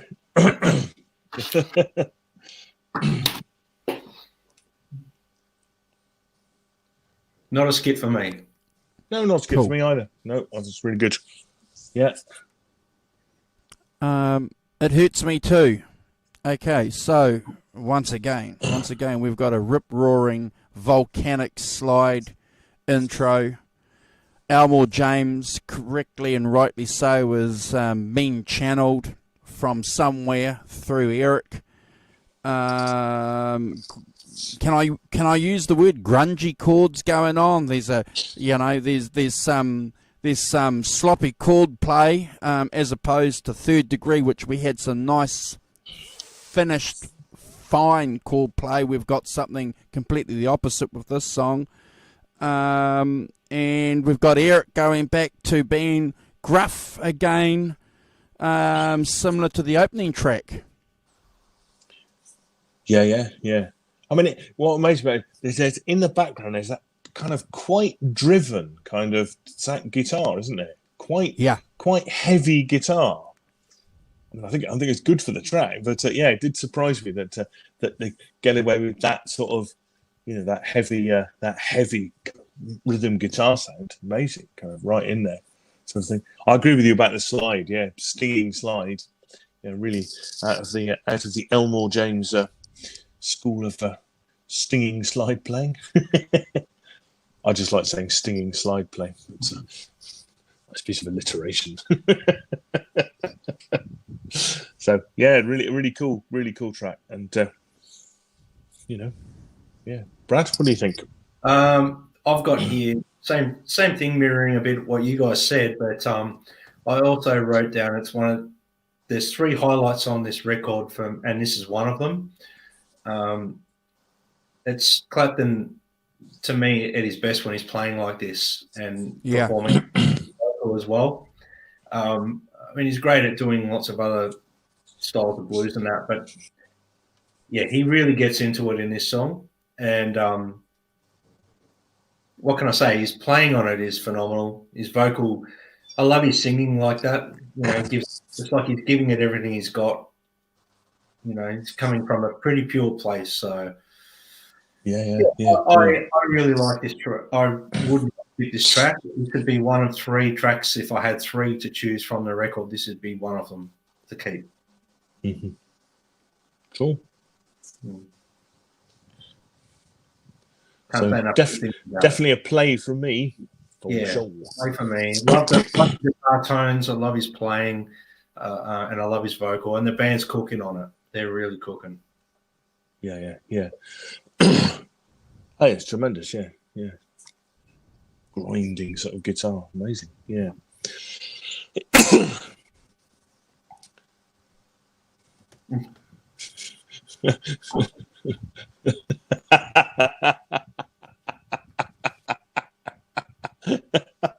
Stop that now.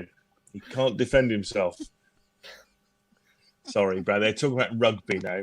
Yes. Mr. Walters is rubbing in the fact that New Zealand beat Australia Right. Okay. in some I've seen a few comments up unimportant here, competition.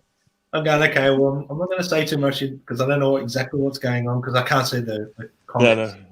I'm just It's okay. It's okay. No, it's okay. My favourite bit is Warren H, who says each knob on Brad's Marshall gives out a different alcohol.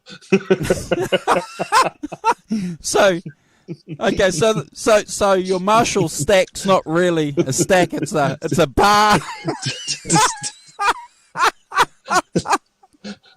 So, What is it with these Australians and their humour towards alcohol?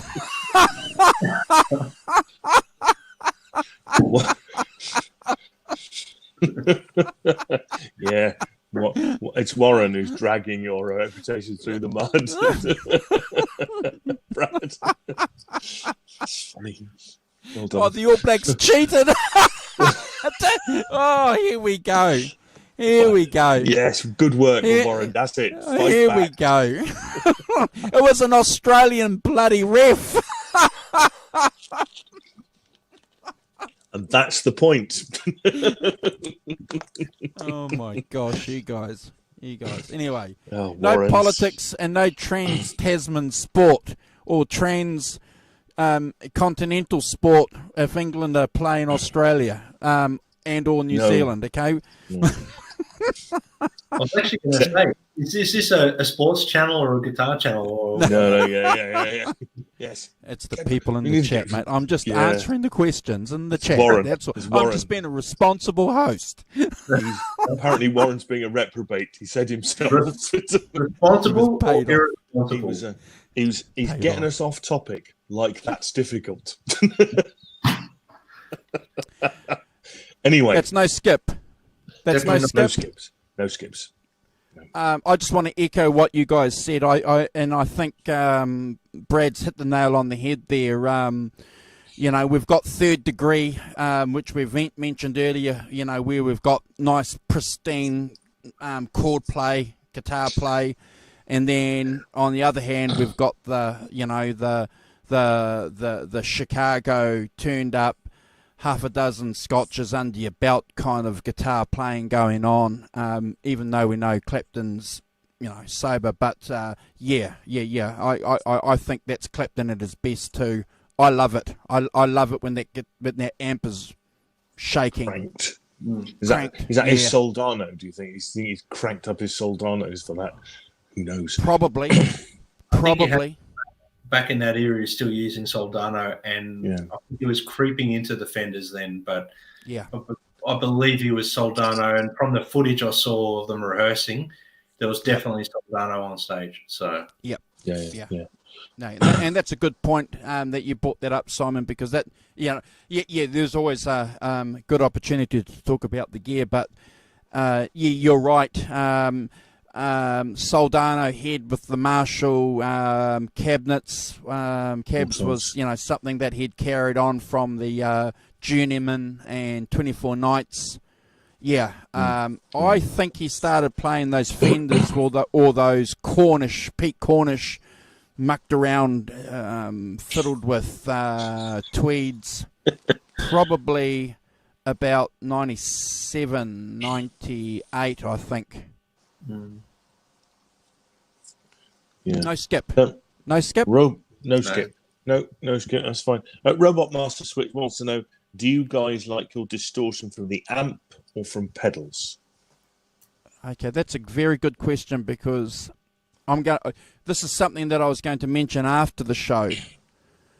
Okay, so I went and played my Marshall yesterday at work with a bass player. Oh, yeah. And my amp, my blues breaker is loud on 2.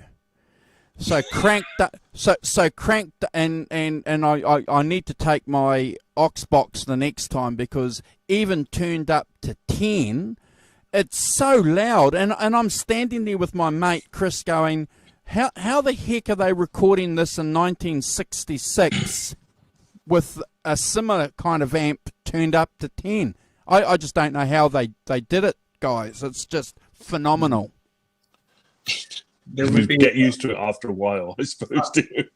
They probably had techniques where they had the mic or the amp somewhere else, and they were standing within the vicinity of hearing it, but not necessarily near.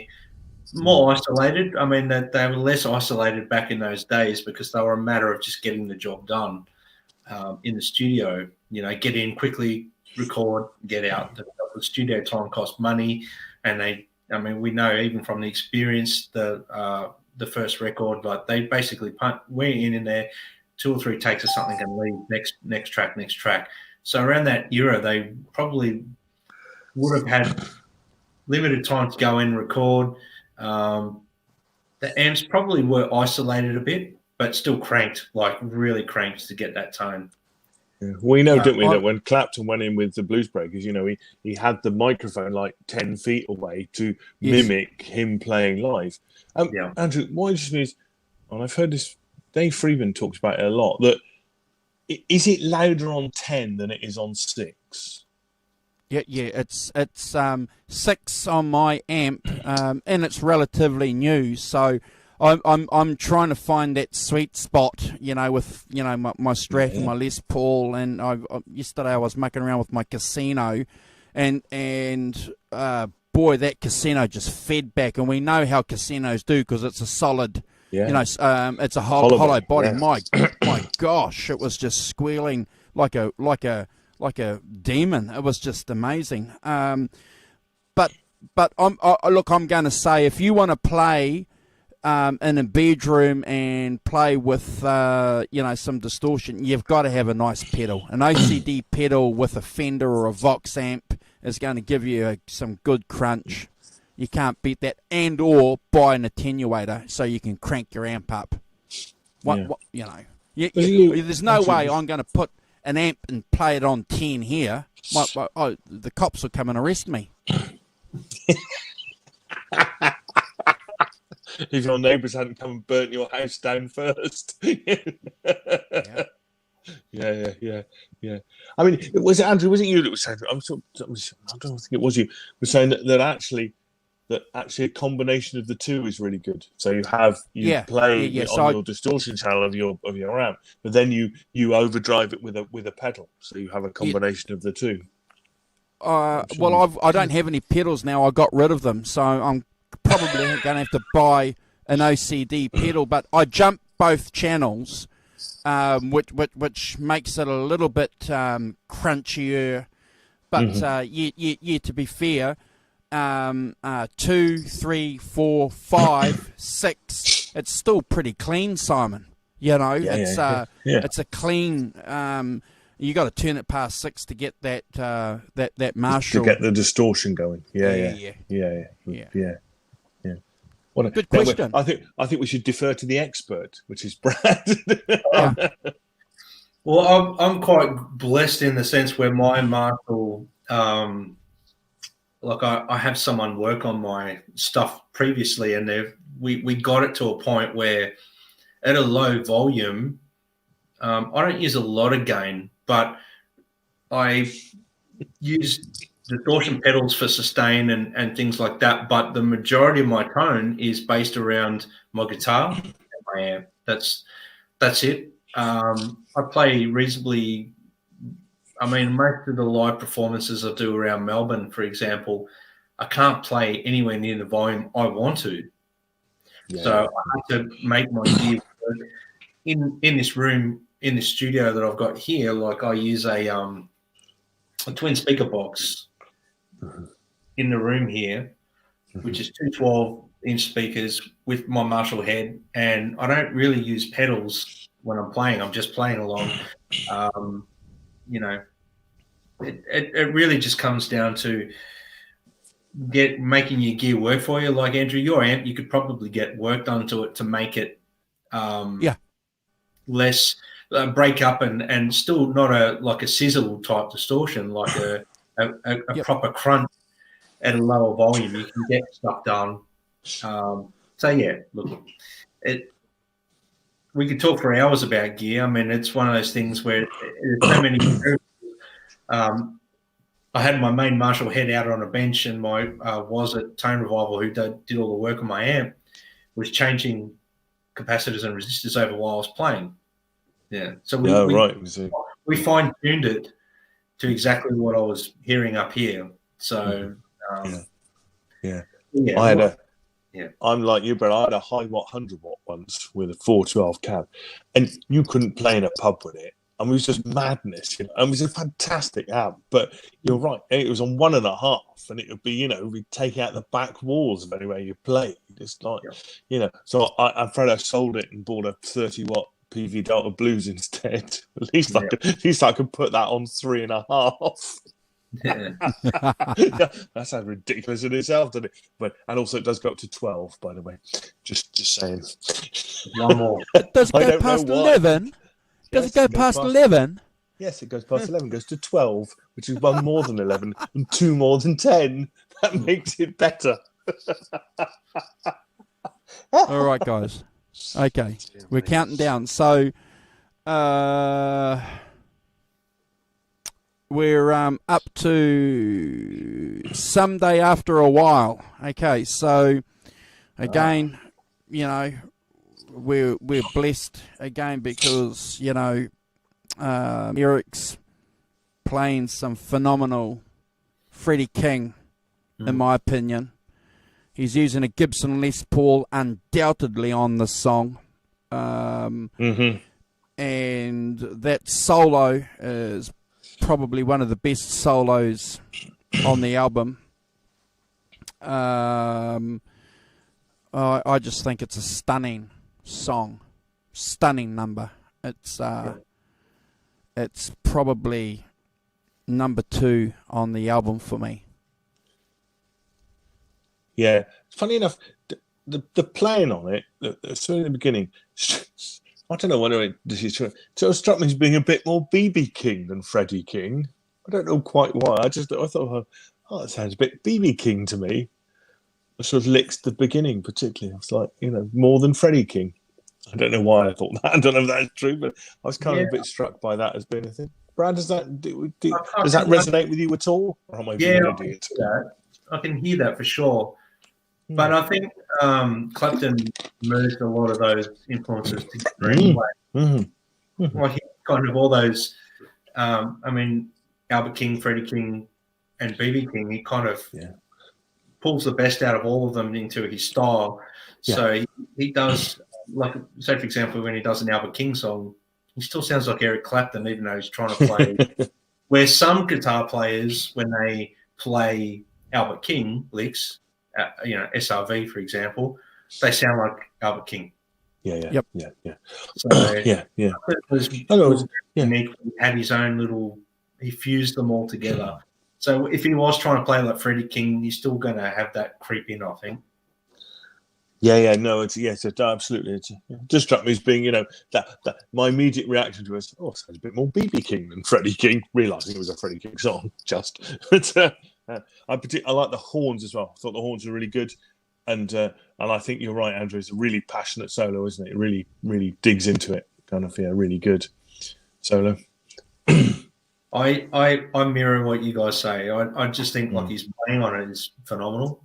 I mean, and you can really hear him channeling from somewhere else in that one on the solo. Definitely, he's playing. I mean, his lead guitar playing on it is outstanding. Yeah, and I love his vocals. Again, I mean, I'm a big fan of Eric Clapton's vocal style anyway. So I'm It's a keeper for me. I wouldn't skip it. It's one of the highlights for me. This one. Yeah, definitely for me too. It's certainly a keeper. Certainly not a skipper. The next song we've got is "Standing Round Crying." So, you know, Muddy Waters. It's a faithful rendition. Again, I suppose. Again, it's just, you know, Eric wanting to make sure that he was going to pay homage, and I just want to, you know, echo a little bit maybe of what Simon mentioned earlier. You know, where he's in awe of Muddy, so he's sort of, keeping within the parameters of what the song is. You've got, again, Jerry and Eric playing really, really well. There's a couple of interesting little things I want to talk about. If you listen to, say, Fleetwood Mac, the first two albums, you can hear the shout-outs, that Peter and Jeremy Spencer are doing. And on the original Muddy Waters song, you've got Muddy doing the shout-outs in the back as well. And so, again, you've got Jerry and Eric, playing Muddy and doing that properly. But as I said, Eric's allowed to do that because apparently he's Muddy's adopted son. So, yeah. Yeah. I must say, I wasn't really convinced by this in a funny kind of way. I didn't. Yeah. Safe song. Yeah, safe. But it seemed to me that, again, and probably more so actually than Hoochie Coochie Man, kind of approaching, as I said earlier, the Mount Olympus of, the Great Muddy Waters. It kind of, I don't know, it just seems a bit much for it. I seem not quite. I didn't really sort of go for this particularly myself. Decent enough, but I didn't quite feel as though again, Eric kind of believed in himself enough to really take it by the scruff of the neck and wrestle it to the ground and make it his own kind of thing. Yeah, just a faithful cover, and that's okay. Yeah. Brad? Oh, I kind of mirror a little bit both of you guys on this one. I mean, it's a faithful, recreation. It's a borderline skip, this one for me, but I do like the swampy vibe. He's kept that swampy vibe to it, and it's still outstanding performance. I'm not going to knock it. It's still great, but in the context of the album, it would, if you were going to limit the amount of tracks on the record down to 12 tracks, this would be one that I would take off. 100%. 100%. That's why it's number 14, isn't it? Really, one is tempted to say that it's it's down the bottom because I agree. I think if I was doing a 10 or 12 track, it wouldn't be on my 10 or 12 track album. So it'll be a curio outtake in my books. Really. Yeah, borderline skip for me. Borderline skip. If you were going to whittle, if you were going to do a Beatles White Album skip songs, I'm going to echo both what you guys have said. I'd happily take that off the album, but no, I don't skip it because I'm going to stand by what I think it is. It's just a faithful reproduction. I think that's a good description of it, for sure. And certainly not a skip. So the next one is Morning Quentin. Interestingly enough, it's been on a previous Eric Clapton album. EC was here drifting. So you've got Eric again unplugged, and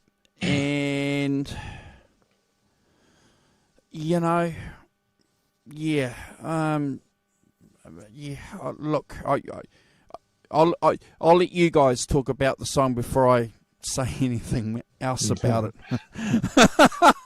Well, take the grunt for it, do you?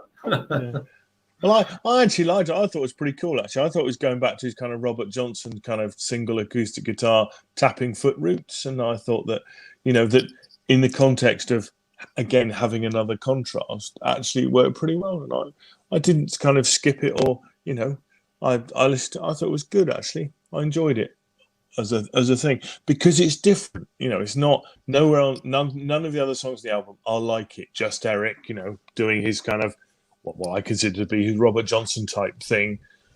So as I say, whether it makes the top 10 or top 12, I don't think it probably does. But as a curio, I enjoyed it probably more than I enjoyed the Muddy Waters Standing Around Crying myself. Clearly, it's a song that Eric likes himself, doesn't he? Because that was the 70. It was on the 74 tour that song, you know, and there's various versions of it on the release of the Slow Hand anniversary album.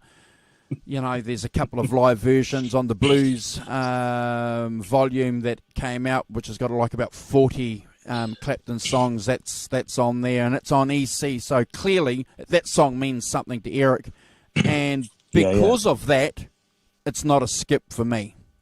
No, it's it's a cut for him. Obviously, he loves it, and in the context of the album, it's got to be there. But for me, it would be hit or miss with this one. For me, no.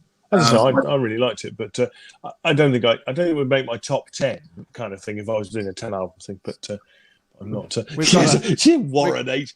There's a big question here. Thumbs down. We're going to get our first thumbs down. If you don't have different beers in your second Marshall head. So please say, have you got VB and Crown? VB and Crown, or is it Foster's and Crown? To save the channel, I'll take it. Whatever you guys want to say. Tell him they're all different, and tell him they have beers in them. He'll never know. Pulls out something else, different alcoholic drink. All right. Even though I'm not a drinker, but I'll take it for the channel. I'm taking it for the team, guys. All right. Oh dear. And as for Quentin James is living proof that the drugs do work. Yeah. I used to work with an Australian from Melbourne, and he loved VB and Crown. That was, and Crown. When I was drinking, I loved Crown. It was beautiful. Oh dear. Yeah. But I digress. Well done, Warren. Thank you for that. We don't want to talk about beer. Yeah. So, that's not a skip for me.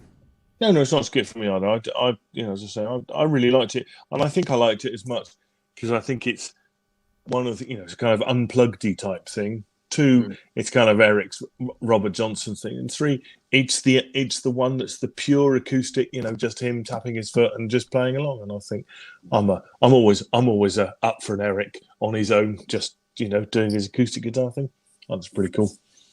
Well, if there's any consolation then for those 2 songs remaining on the album, and again, this is a masterstroke for the production team, because Groaning the Blues is simply the masterpiece, the master song, the masterstroke of the album, in my opinion. It's Eric simply playing better than he's ever did on any other song on that album.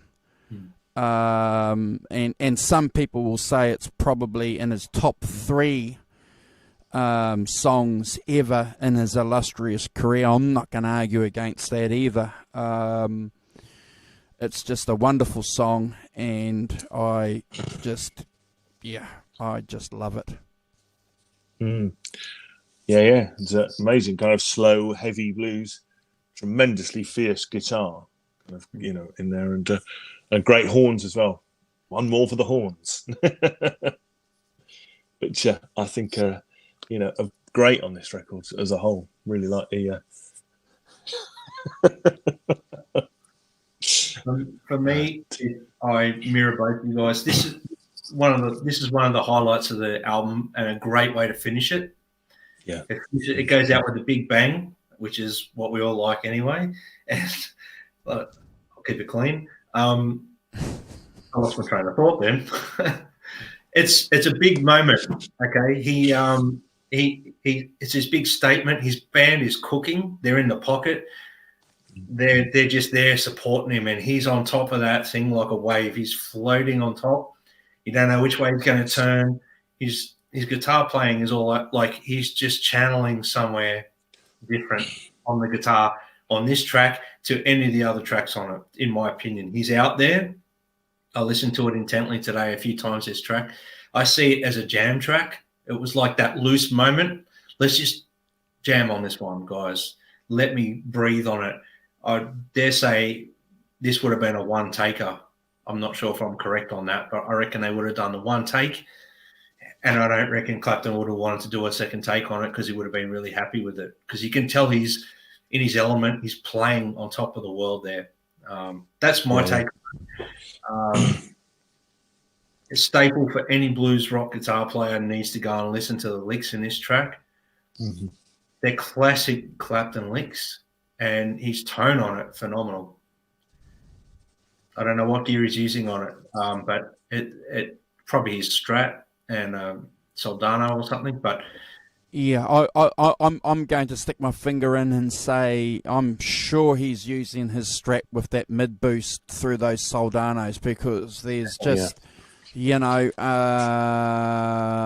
don't think he's playing a Gibson. As much as the Gibson is a crunchy guitar, I think people forget or probably don't realise what that mid boost does on that way, yes, on that Stratocaster, what it can do to it, and I think you're right, Brad. I think he's playing his Strat. Yeah, and I think he's in the element on that track. That's hands down the best playing on that record of guitar. Yeah.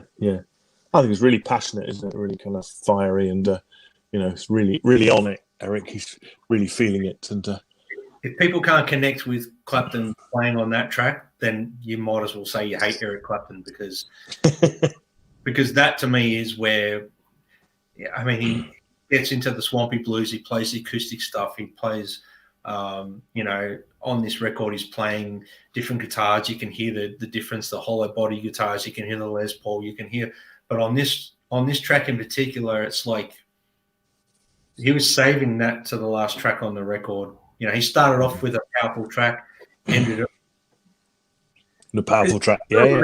Bookends. These were like a journey when they came out in the day. You would put it on and listen to it, read the liner notes while you're listening to it and stuff, like an LP in a smaller format, Yep. So his mindset then was like that, and I do believe that is the most powerful way to end a record, the way he did it. And having said that, he's ended a record, but he's beginning another stage in his career. So the Armani suits have gone, the Armani guitar straps, that were worth $5,000, are gone. The professor sunglasses and the buttoned up university lecturers shirts gone. With the manicured beard, he's wearing Timberland boots with Levi's folded up. Just another reinvention of himself in that career. Phenomenal. Can I say, though, you're recreating, but also revisiting his blues roots. Weird, eh? Weird how that works. If you listen to his stuff, say through the 80s, he was embracing the 80s sound and everything with the synthesizers and stuff through the 80s, and then obviously in the 90s, like I think he rediscovered himself on one of the interviews I saw of him. He was talking that it was the right time for him to come back to that. So as musicians, I guess you do find your roots again at some point, and you do go back to them, and whether it takes 2 years, 3 years, 5 years, years, whatever it may be. But that was a bold statement for him. This record is like, this is where I'm going now, and his fans would either embrace that or not. But I think he's kept true to himself now, moving forward from this record. Everything he's done is what he wants to do, not necessarily what is expected of him because of an era or this or that. He's going, well, this is what I do. Yeah. He said about it. He said, "From the Cradle is me in terms of my musical identity."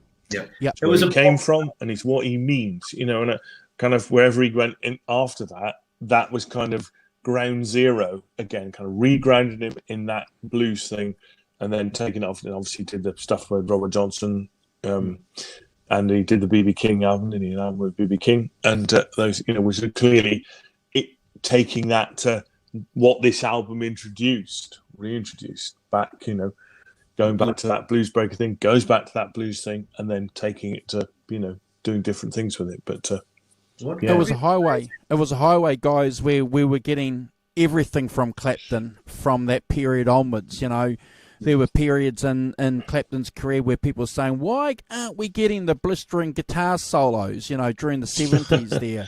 And there were people whinging and saying, why isn't he doing this and doing that? So from that period, after this album, we're getting that. We're getting some acoustic sets, in his, acoustic numbers in his gigs. And then we're getting, the crunched, guitar solos. And then we're getting the smooth, Chicago blues that's not really, crunched up.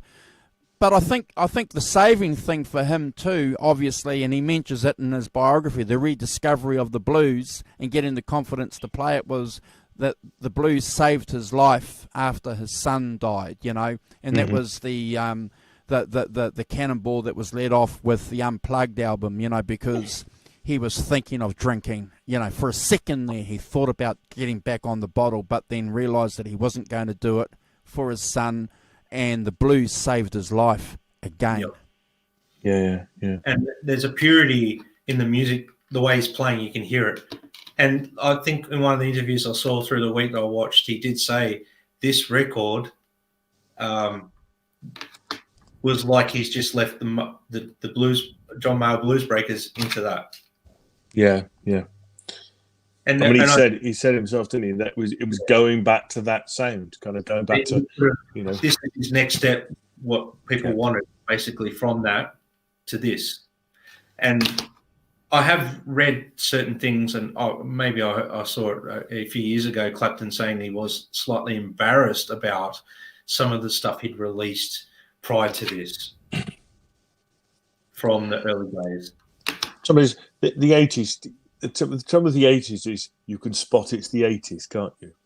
Whereas this is back to much more organic, as you said, Brad, much more organic recording, much more kind of do it like the way you would have done it in the 60s. And it could come out in the 60s or the 70s, or, it becomes a bit more timeless. Whereas the 80s and, those big drum sounds and that, those chorusy sounds and all that, is very much locked into the 80s, isn't it? You hear an 80s guitar sound, you're listening to an 80s guitar sound. Look, the 80s to me were not a good era for Eric Clapton. Just sound-wise, his recordings and everything, they weren't true to who he was. Yeah, well, unfortunately, it was that recording deal that he was set in, and the record companies were clamped on him, and he admits it himself too, Brad, that he was in a situation where, he was being pulled apart. His manager, Forrester, had gone, so, yeah, no, it was a difficult time. And then, obviously we know what happened with his personal life too. And then falling off the wagon a couple of times during the 80s, and then, as Simon just said, some of the production on those albums. We're just lucky, though, that, some of those 80s albums have a couple of good numbers on there, because, to be fair, there's a couple of shockers. If we went and did some of those 80s albums, I'd have about 4 or 5 skips, and I would honestly say so. Yeah, because of every album that Clapton released, I'd always want something like that came out on this, and I was always slightly disappointed because I was like, it's not the Clapton that I want to hear. And then when this came out, I knew it was all covers, but it's just him paying homage to his roots and saying, "Well, I'm back, guys," and Well, it's kind of. You can see his artistic journey, can't you? He starts off, in the Yardbirds and the Blues Breakers, and it's blues, and then he gets into, the improvisation stuff with Cream, and then more into a band thing with Blind Faith, and then obviously Eric Clapton and all that 70s stuff is, a bit more band orientated, a bit less Clapton is God, big guitar solos. And then in the 80s, that's what the 80s is doing, So in a sense, he's, doing what most artists do, which is to reinvent themselves, keep moving forward, And then at some point, they tend to come back round, don't they? It's like a big circle. They come back round to, wait a minute, what do I actually really like? And I think the Unplugged album is a good signpost for that, because it's it's got some blues, some acoustic blues stuff on it, which clearly pointed him back to doing a blues album. The success of that album, predicated that happen, because without the success of that record, the Unplugged record, he still would have probably gone off and done what he was thought was expected of him. But he was surprised, I think, by the success of Unplugged. And because Unplugged was predominantly blues. 5 Grammys. So he went, okay, now I'm going to do what I want to do. And that he went and told the record company basically that, and they kind of sort of sat back and said, well, okay. But I've had guys over the last 10 years, 5 years that I've banged into, and we've had conversations, and they say, what are the 2 albums for learning Clapton guitar or for jamming to Clapton or an experience on Clapton? And I'll always say, in my opinion, the Blues Breaker album and the album that you've got. You can't go wrong. If you want to learn blues guitar or have something to jam along to or play to, those 2 albums, 35 years apart, but, you could probably say, Simon, 6 months. Well, in 2007, I went and saw Clapton. That's where I got this shirt from. Yep. That was the tour I saw him. And it was phenomenal. And I went the 3rd of February, and then I wasn't going to go again, but because it was so damn good, and I refrained from swearing, I went on the 4th of February as well, 2007. So I've got those tickets here as well. Oh, wow. Brad, how much? How much for the tickets? Where are the cost on them? $35? $199. Yeah. That was right. Were you right up close? Oh, shit, yeah. Yeah. And then the next night, I went back and they were $99, so they were obviously at the back. Wow. But yeah, I was right up the front for the first night, and man, what an experience! Yeah, I was way in the back. No, it wasn't that bad. The second time I saw him on that tour was, it was basically because that's all the tickets I could get. I was like, I want to go see him again. I have to see that again, because the first, I thought he had 2 nights booked in it was in Sydney. He had 2 nights booked, and I thought one night would be enough. But then, because they were so expensive at the time, you're talking 2007, and they were $199 tickets. So I was like, no, I'm only going once. But then I went to once, and I was like, no, I've got to go again. Can't, not sure I'll get see him again. That was what I thought. And I was blown away how good he was. And he was playing cuts from Derek and the Dominoes, everything. You saw that tour, Andrew, you're saying. Yeah.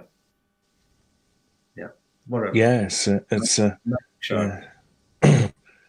just trying to I saw him in 1980 at a place called the Hippodrome in Bristol, which is obviously a little 2,000-seater theatre in Bristol. I didn't really know much about Doyle Bramall II either at the time when I saw this.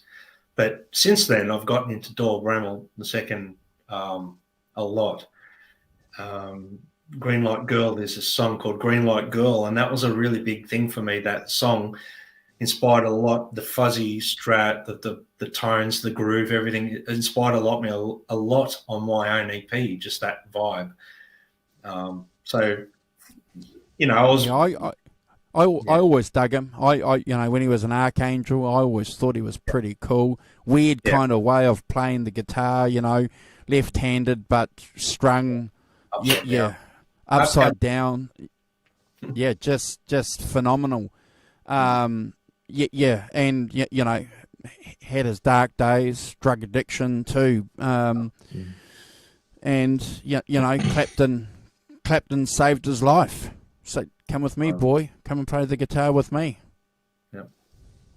Yeah, it's been there before too, So, but yeah, anyway, that was my little Clapton experience.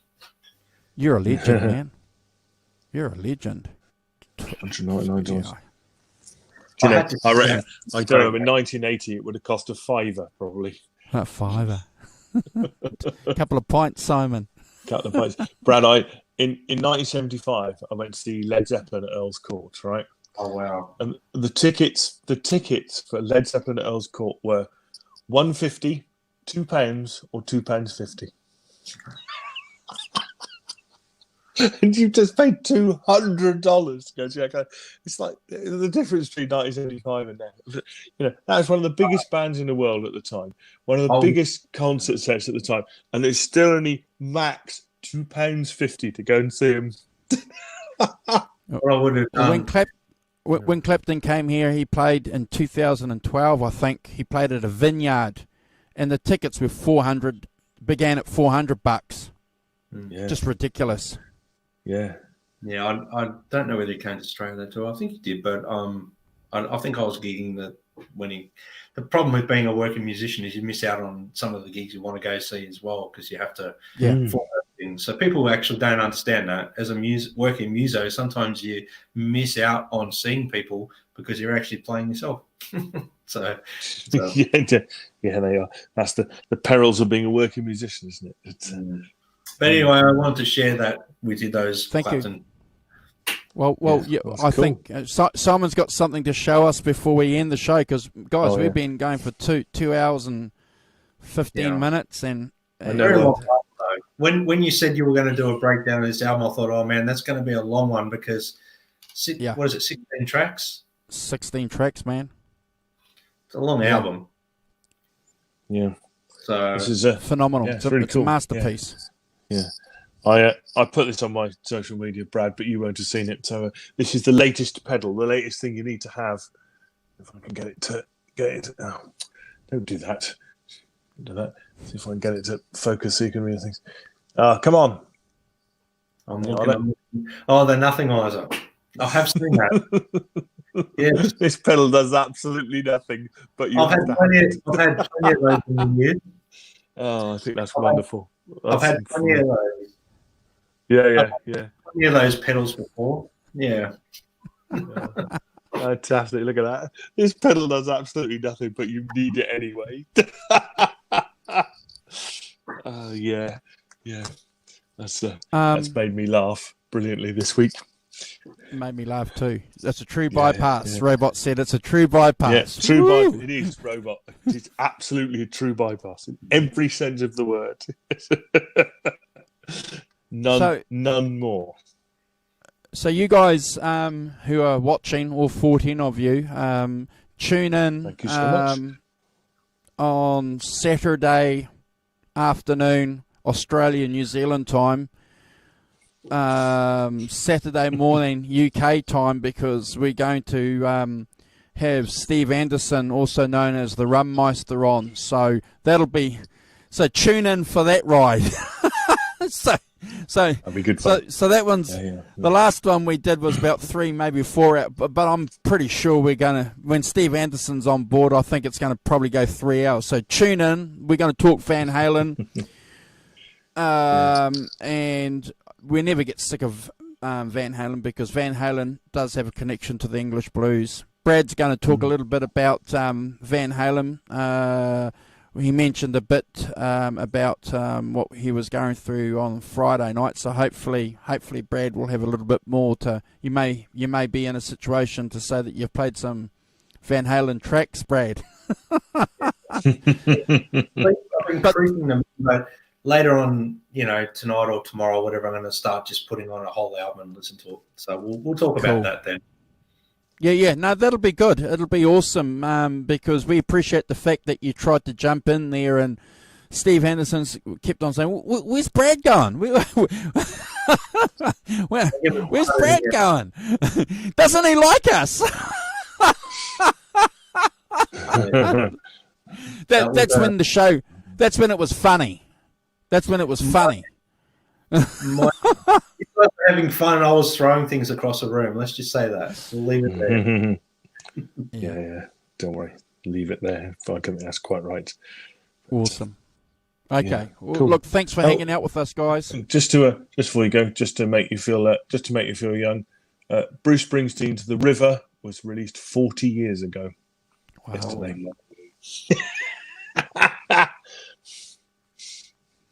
So if you go back from 1980, 40 years, that's the beginning of World War II. Or pretty much 1940. Hang on. Amazing. And on that bombshell,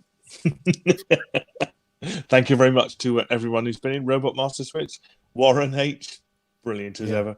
It's funny stuff. Sonia, thank you, Sonia, for keeping order in the crowds. Quentin, Mickey Settlemeyer. We had lots of people further back. I was going to go back. Some bloke called Simon Williams. No idea who he is. Should be banned. And Johnny Bean, Great Vanzini, Arvin Gaunt, of course. I was going to go back so far. And all the other guys who joined from Johnny's show. Thanks so much. And all we'll 13 of you that are still watching us. Yeah. Thank you. 13 watching, 22 thumbs ups. Good stuff, and guys. we had at one stage 21 watching us. So that's cool. that's a channel highlight. Thanks, guys. Brad, see you. Good stuff. See you next you guys next Saturday week. Morning. Yeah, Saturday morning. Cool. Saturday. Fantastic. Anything you want to say, Brad? Oh, just a big thank you for having me on, guys. That's lovely. It's really cool. Yeah. Bye.